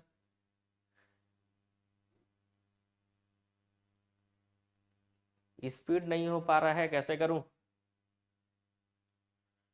अब उसके लिए मैं क्या बताऊं जी।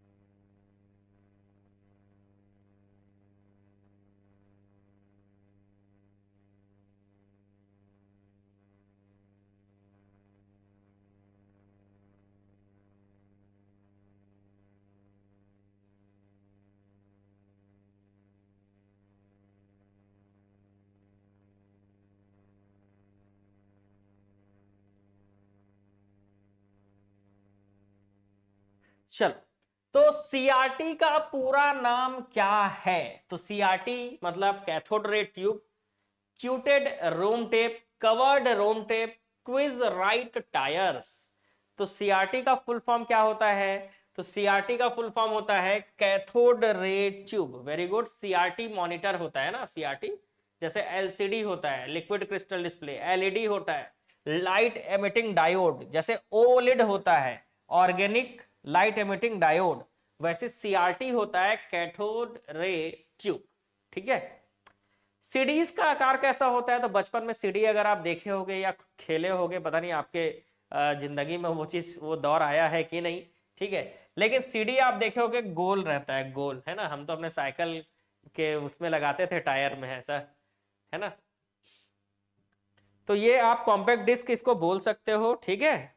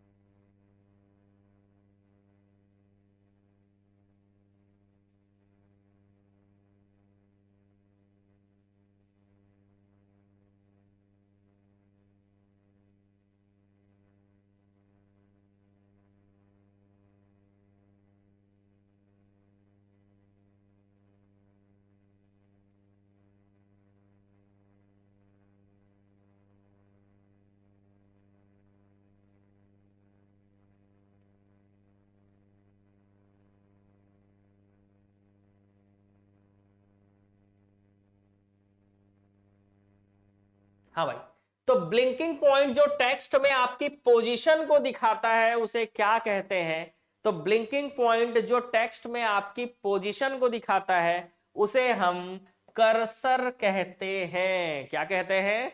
कर्सर कहते हैं, याद रखिएगा, ठीक है। तो ये भी चैप्टर खत्म, ठीक है। उसे क्या कहते हैं? उसे आप कर्सर कहते हैं।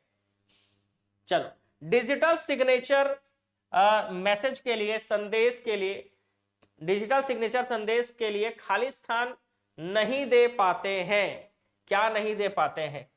तो जो डिजिटल सिग्नेचर होते हैं वो संदेश या मैसेज, है ना, संदेश को क्या बोलेंगे सोच रहे होगे आप, संदेश या मैसेज के लिए क्या नहीं दे पाते हैं? चलो देखते हैं इसका आंसर कितने लोग बता पा रहे हैं। जल्दी से बता दो आंसर, फटाक से, बिल्कुल। ऑप्शन बी गलत। डिजिटल सिग्नेचर जो होते हैं वो मैसेज के लिए कॉन्फिडेंशियलिटी नहीं दे पाते।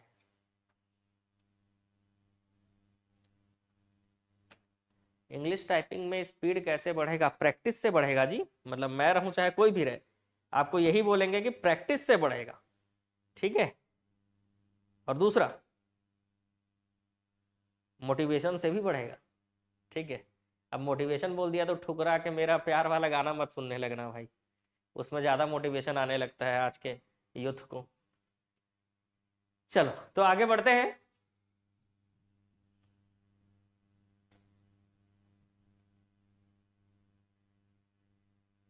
इसके अलावा याद रखना, डिजिटल सिग्नेचर जो है वो पब्लिक की क्रिप्टोग्राफी की विधि पर आधारित होता है। नेक्स्ट, वीजीए मोड का पूरा नाम क्या है? वीजीए केबल, देखो आज तो सीपीयू से, सीपीयू है ना, ये रहा आपका सीपीयू। इस सीपीयू से मॉनिटर को जब आप कनेक्ट करते हो तो ये जो वायर है, ये जो वायर है, आज भले ही इस वायर का नाम HDMI केबल है। क्या है? HDMI केबल, मतलब HDMI केबल ने स्थान ले लिया है VGA का, लेकिन जब HDMI नहीं हुआ करता था तब VGA ही था, ठीक है। तो ये VGA क्या है समझ लेना, सीपीयू से मॉनिटर, मतलब डिस्प्ले देखने के लिए आप इस HDMI का प्रयोग करते हो, लेकिन आज जो है कैमरे के लिए भी HDMI का प्रयोग होता है। मतलब HDMI केबल अब मल्टीपर्पस के लिए यूज हो रहा है, ठीक है।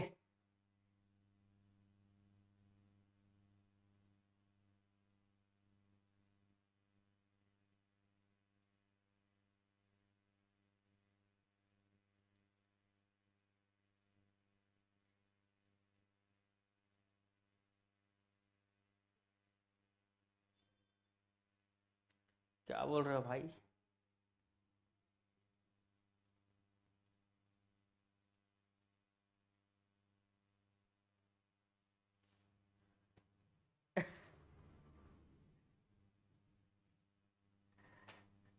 कहां से आते हो भाई?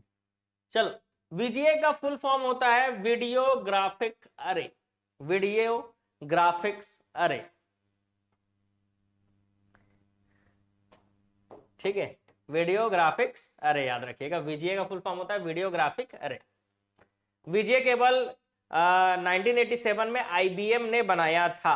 चलो, पीडीपी का पूर्ण रूप है ना, पीडीपी का फुल फॉर्म क्या है? पीडीपी का फुल फॉर्म,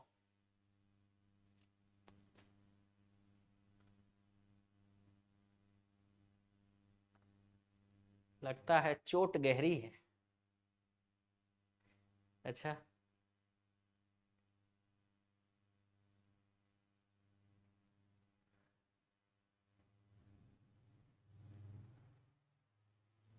तो पीडीपी का फुल फॉर्म है plasma display panel. Plasma display panel, ठीक है। पीडीपी का फुल फॉर्म है प्लाज्मा डिस्प्ले पैनल। पीडीपी एक मशीन है जो 18 बिट की होती है, याद रखना। पीडीपी एक मशीन है जो 18 बिट की होती है। केबीपीएस का पूरा नाम किलोबाइट पर सेकेंड, याद रखिएगा। केबीपीएस का पूर्ण रूप है किलोबाइट पर सेकेंड, ठीक है। केबीपीएस किलोबाइट पर second. Next question, kbps kilobyte पर सेकेंड, एमबीपीएस मेगाबाइट पर सेकेंड, जीबीपीएस गीगाबाइट पर सेकेंड, और एक केबी में 1024 बाइट होता है। ईडीपी, ईडीपी क्या हो सकता है full form? Electronic data part, electronic data personal, electronic data power, programming result out memory. जल्दी करो भाई, बहुत सारे चैप्टर पढ़ने हैं हमको आज की क्लास में।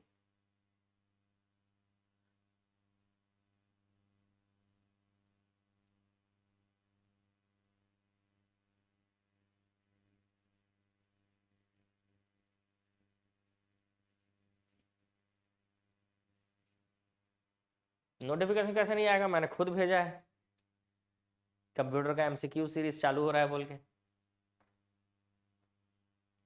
हाँ, आज क्लास जल्दी चालू कर लिए तो वो अलग बात है, लेकिन नोटिफिकेशन मैंने पहले भेजा था, उसके बाद मैंने क्लास चालू की। इलेक्ट्रॉनिक डेटा पावर, तो अधिकतर लोग इस क्वेश्चन का आंसर क्या बता रहे हैं? इलेक्ट्रॉनिक डेटा पावर, ठीक है।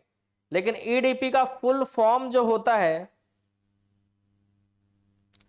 वो इलेक्ट्रॉनिक डेटा प्रोसेसिंग होता है।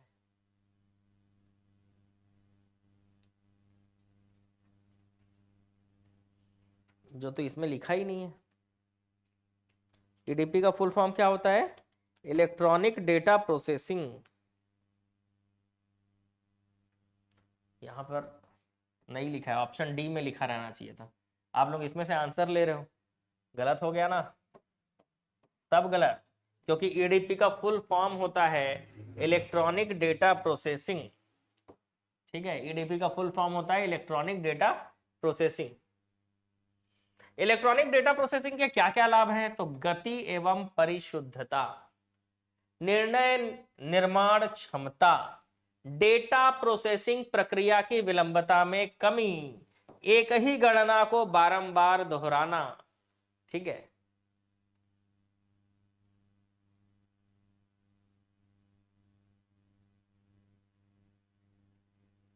सहायक ग्रेड 3 में जो कंबाइंड कोर्स है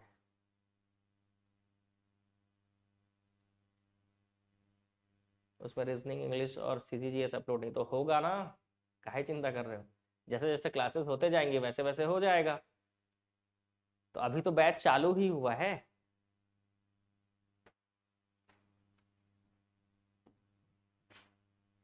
पी रोम का पूरा नाम क्या है? P ROM, programmable read only memory. इसके अलावा देख लो 4 ऑप्शन में, है ना। तो पी रोम का पूरा नाम है प्रोग्रामेबल रीड ओनली मेमोरी। बहुत बढ़िया। प्रयोक्ता डॉक्यूमेंट को जो नाम देता है उसे क्या कहते हैं? तो कोई भी यूजर, ये वैसे मिक्स क्वेश्चन है, मिक्स क्वेश्चन की जरूरत नहीं पड़ेगी इस पीडीएफ की, क्योंकि पूरा जो टॉपिक वाइज पीडीएफ है वो एप्लीकेशन में अपलोड है, तो इसकी जरूरत नहीं पड़ेगी ना, क्योंकि ये सारे क्वेश्चन उसमें रहेंगे ही टॉपिक वाइज बिल्कुल पूरे पूरे। जैसे अभी हर चैप्टर के 10-10 क्वेश्चन बना रहे हैं, तो हर चैप्टर में जो 50 क्वेश्चन है, 70 है, 80 है, किसी में 100 है, किसी में 200 है, वो पूरा एक साथ है। ठीक है, तो वो पूरा आपको कंप्यूटर वाले फोल्डर में मिल जाता है मेरे। तो जो नाम देता है डॉक्यूमेंट को, जो नाम देता है उसको क्या कहते हैं? हम फाइल नेम कहते हैं। क्या कहते हैं? File name. ठीक है, फाइल नेम कहते हैं। हाई कोर्ट वाले का एग्जाम है ना अभी, कंबाइंड वाले का नहीं, कंबाइंड वाले का तो नेक्स्ट में है, नेक्स्ट ईयर। EBCDIC का पूरा नाम क्या है? तो EBCDIC का पूरा नाम बताइए, EBCDIC का पूरा नाम क्या है?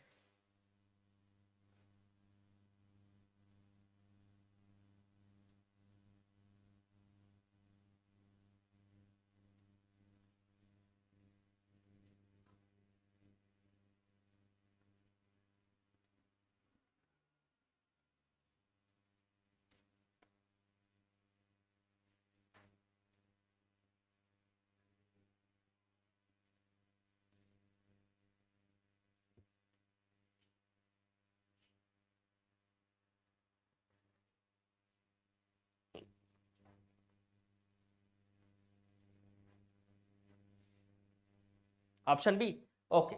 Extended binary code decimal interchange code. ठीक है, extended binary code decimal interchange code है ना, ये EBCDIC का पूरा नाम है। क्या है भाई? तो एक्सटेंडेड बाइनरी कोड और डेसिमल इंटरचेंज कोड। ठीक है, चलो आगे बढ़ते हैं, अगले क्वेश्चन की ओर चलते हैं। नेक्स्ट क्वेश्चन, EBCDIC को याद रखिएगा, यह मुख्यतः मेन फ्रेम ऑपरेटिंग सिस्टम पर उपयोग किया जाने वाला 8 बिट कैरेक्टर का एनकोडिंग है ना, 8 बिट कैरेक्टर एनकोडिंग है EBCDIC, मुख्यतः main frame computer, main frame operating system पर उपयोग किया जाता है, 8 बिट वाला है। वीडियो का पूरा नाम, चलो 2 क्वेश्चन और फिर ये चैप्टर भी कंप्लीट, फिर अगले चैप्टर की ओर हम चलेंगे। तो ऐसे चैप्टर चैप्टर हमारा क्या होगा? बढ़ेगा।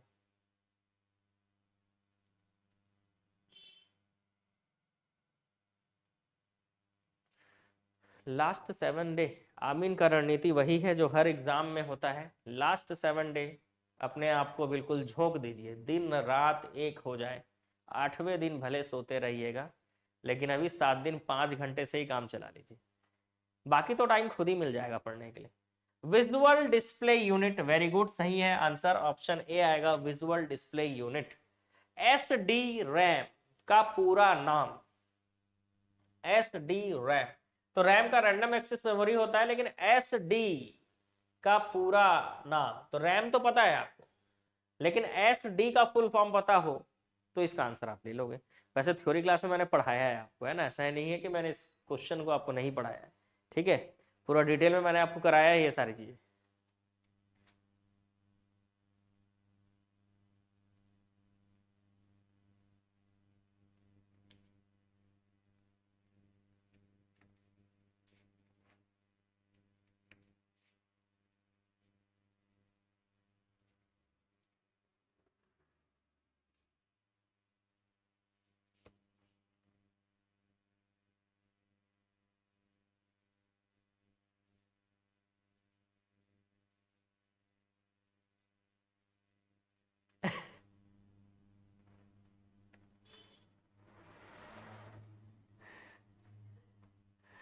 SDRAM, synchronous dynamic random access memory. ठीक है, SDRAM का फुल फॉर्म क्या होगा? Synchronous dynamic random access memory. ठीक है, चलो नेक्स्ट चैप्टर हमारा आ रहा है अब, इसके बाद SDRAM को ज्यादातर बाजार में DDR1, DDR2, DDR3, अभी लेटेस्ट DDR4 नहीं, DDR5 चल रहा है लेटेस्ट। DDR का फुल फॉर्म भी याद रखिएगा, डबल डेटा रेट। हो सकता है किसी एग्जाम में ये आ जाए, एकदम इंपॉर्टेंट है भाई। तो जब कंप्यूटर लेने जाओ तो रैम कौन सा लगा है जरूर पूछना, DDR4 लगा है कि DDR5, जो लेटेस्ट वाला चल रहा है। जैसे DDR5 अभी चल रहा है, बाद में DDR6 आ जाएगा, तो जो लेटेस्ट चल रहा होता है वो ले गए तो थोड़ा फास्ट रहेगा आपका।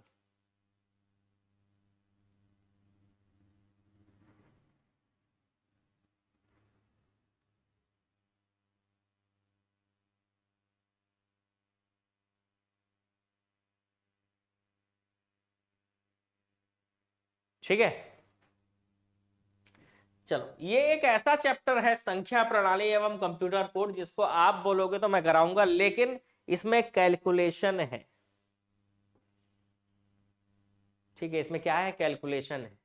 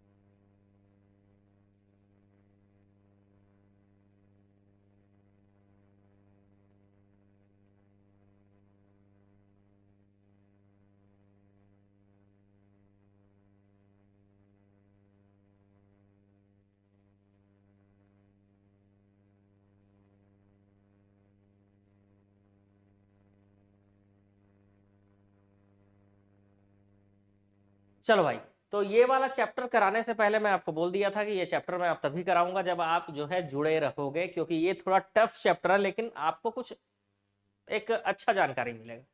पंच कार्ड पर उपयोग करने में आसान कोड क्या होता है? तो याद रखना, पंच कार्ड पर उपयोग करने में आसान कोड होता है एक्सेस 3। ऑप्शन सी आएगा। क्या आएगा? Option C. ठीक है, चलो आगे बढ़ेंगे।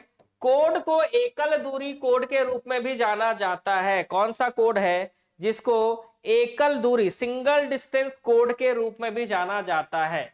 तो इसमें से जो ग्रे कोड होता है इसको सिंगल डिस्टेंस कोड के रूप में भी जाना जाता है। नेक्स्ट क्वेश्चन, कोडिंग तकनीक खाली स्थान जिसमें 111 के साथ ऊपरी निबल को पैडेड किया जाता है। तो कोडिंग टेक्निक है ना, कोडिंग टेक्निक कौन से कोडिंग टेक्निक में चौपल 1 के साथ उसके ऊपर निब्बल को पैडेड किया जाता है? तो याद रखना EBCDIC है ना, मतलब ये सब क्वेश्चन आपसे मुश्किल है थोड़ा बन पाना, ठीक है। EBCDIC में देखो चौपल 1 चौपल 1 चौपल 1 चौपल 0 चौपल 1 001 चौपल 1 00 10 00 11 01 00, इस तरह से 1 2 3 4 5 1 2 3 4 5 के अष्टक में खाली स्थान दशमलव है। अब यहां से आपको क्या करना पड़ेगा, क्वेश्चन बनाना पड़ेगा। तो करना क्या है पता है, अगर अष्टक बोल दिया ना, अगर आपको अष्टक बोल दिया ना, तो आपको क्या करना पड़ेगा, देखो 5 अंक है, तो पहले वाले को 8 के घात 4, दूसरे वाले को 8 के घात 3, फिर 8 के घात 2, 8 के घात 1 और 8 के घात 0।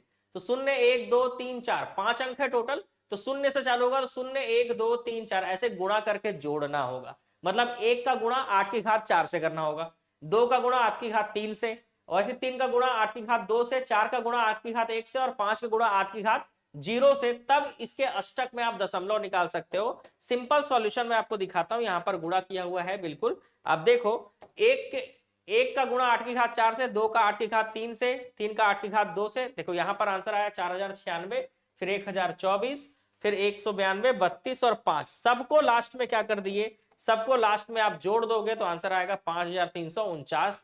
तो ये है इसका तरीका, ठीक है, 5349। तो 1 2 3 4 के अष्टक में दशमलव खाली स्थान दशमलव में है, तो 5349 ये दशमलव में। तो ये हो गया क्वेश्चन नंबर 4।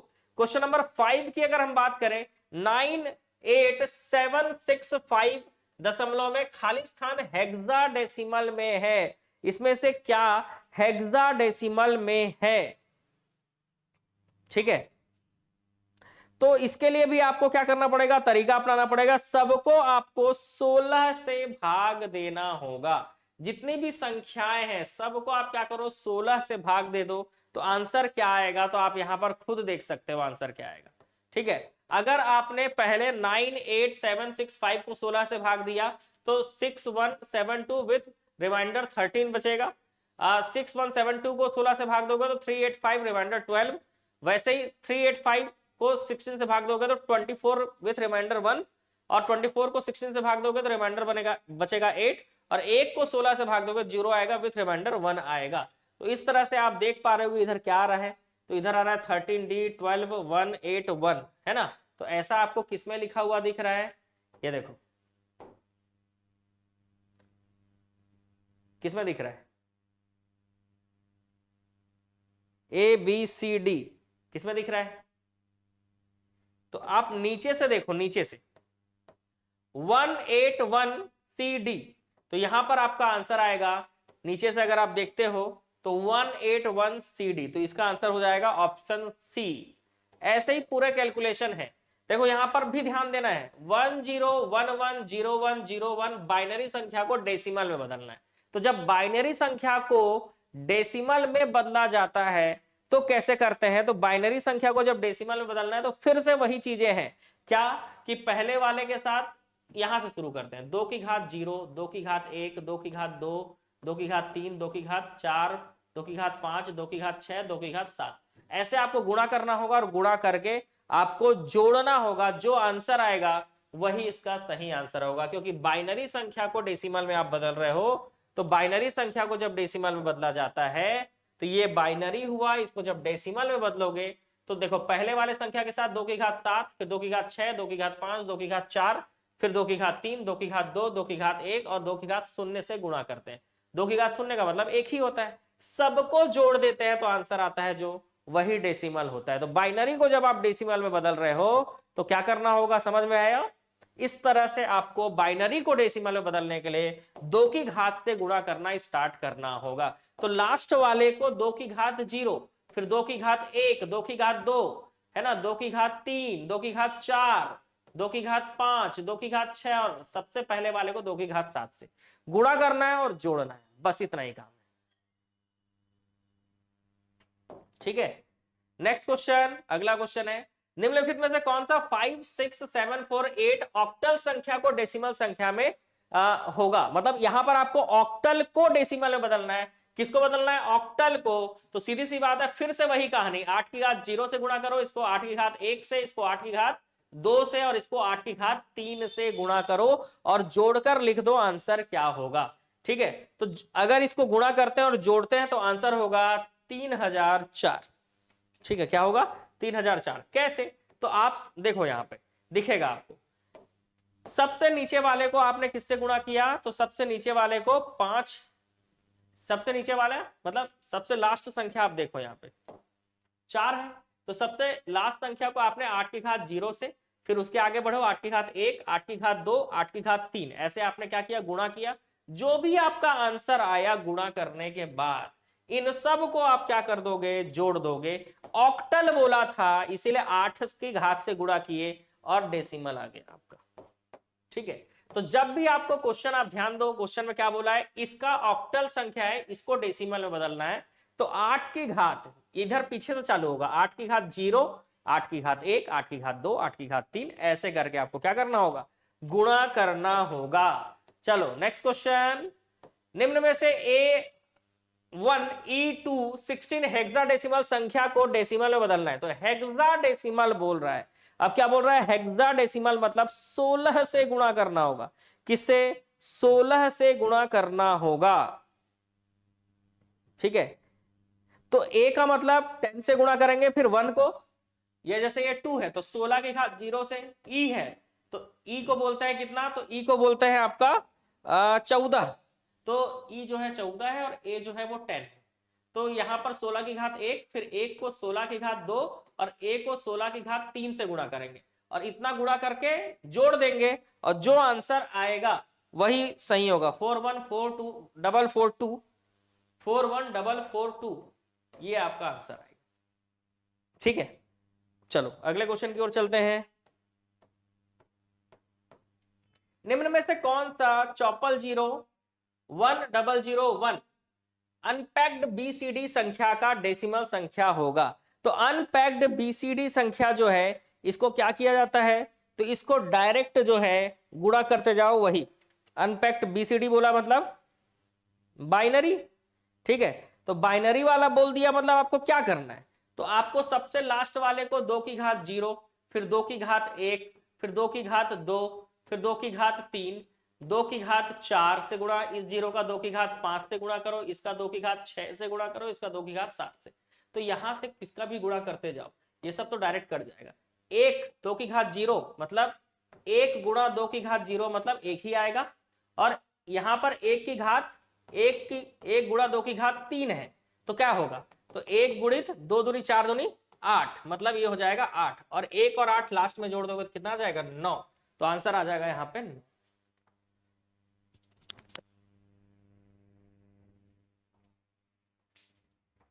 आप ही तो बोले पढ़ा दो सर करके।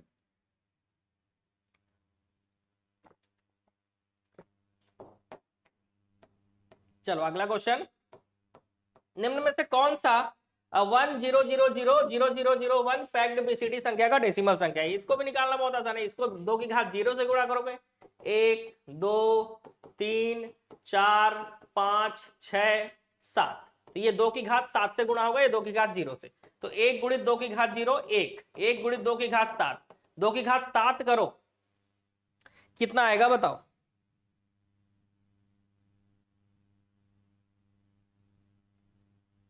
अच्छा बीच में कॉमन लगा है ना, ये 2 की घात फिर 0 से चालू होगा, 2 की घात 0, फिर 2 की घात 1, 2 की घात 2, और ये होगा 2 की घात 3। ठीक है, तो यहां पर क्या होगा? यहां पर होगा जब इसको सॉल्व करोगे और इस आधे को अलग सॉल्व करना है, तो जब इस आधे को सॉल्व करेंगे तो 2 की घात 3 मतलब 8 होगा, इसको सॉल्व करेंगे तो 0 तो कुछ सॉल्व होगा ही नहीं, है ना, 1 को बस सॉल्व करेंगे तो 1 आएगा, तो यहां 8 आएगा, यहां 1 आएगा, तो आपका आंसर आएगा 81। Chapter close. Binary, hexadecimal, octal से अगर क्वेश्चन आए तो देख लेना। ठीक है,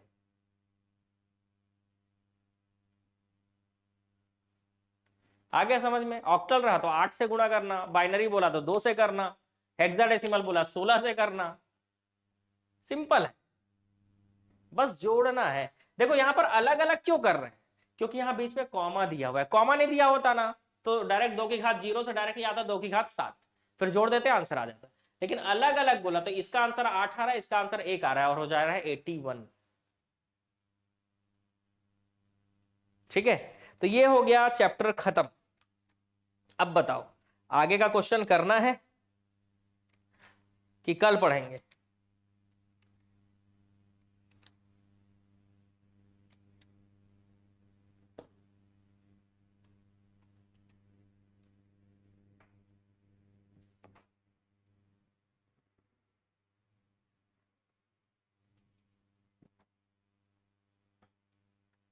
कभी फुर्सत से डेसिमल सिस्टम को आराम से सॉल्व करवाऊंगा, है ना, लेकिन अभी जो मैंने बताया उतना काफी है समझने के लिए। ठीक है, तो कल हम लोग इंडिया जीएस या छत्तीसगढ़ जीएस का क्वेश्चन कर लेंगे। आज के लिए इतना ही। वीडियो को लाइक जरूर कीजिएगा और शेयर भी कर दीजिएगा, और किसी प्रकार की समस्या हो, है ना, किसी प्रकार की जानकारी चाहिए हो तो आप जो है क्या कर सकते हो, मुझे इस नंबर पर मैसेज कर सकते हो, ये 9300999939 इस नंबर पर। ठीक है, चल।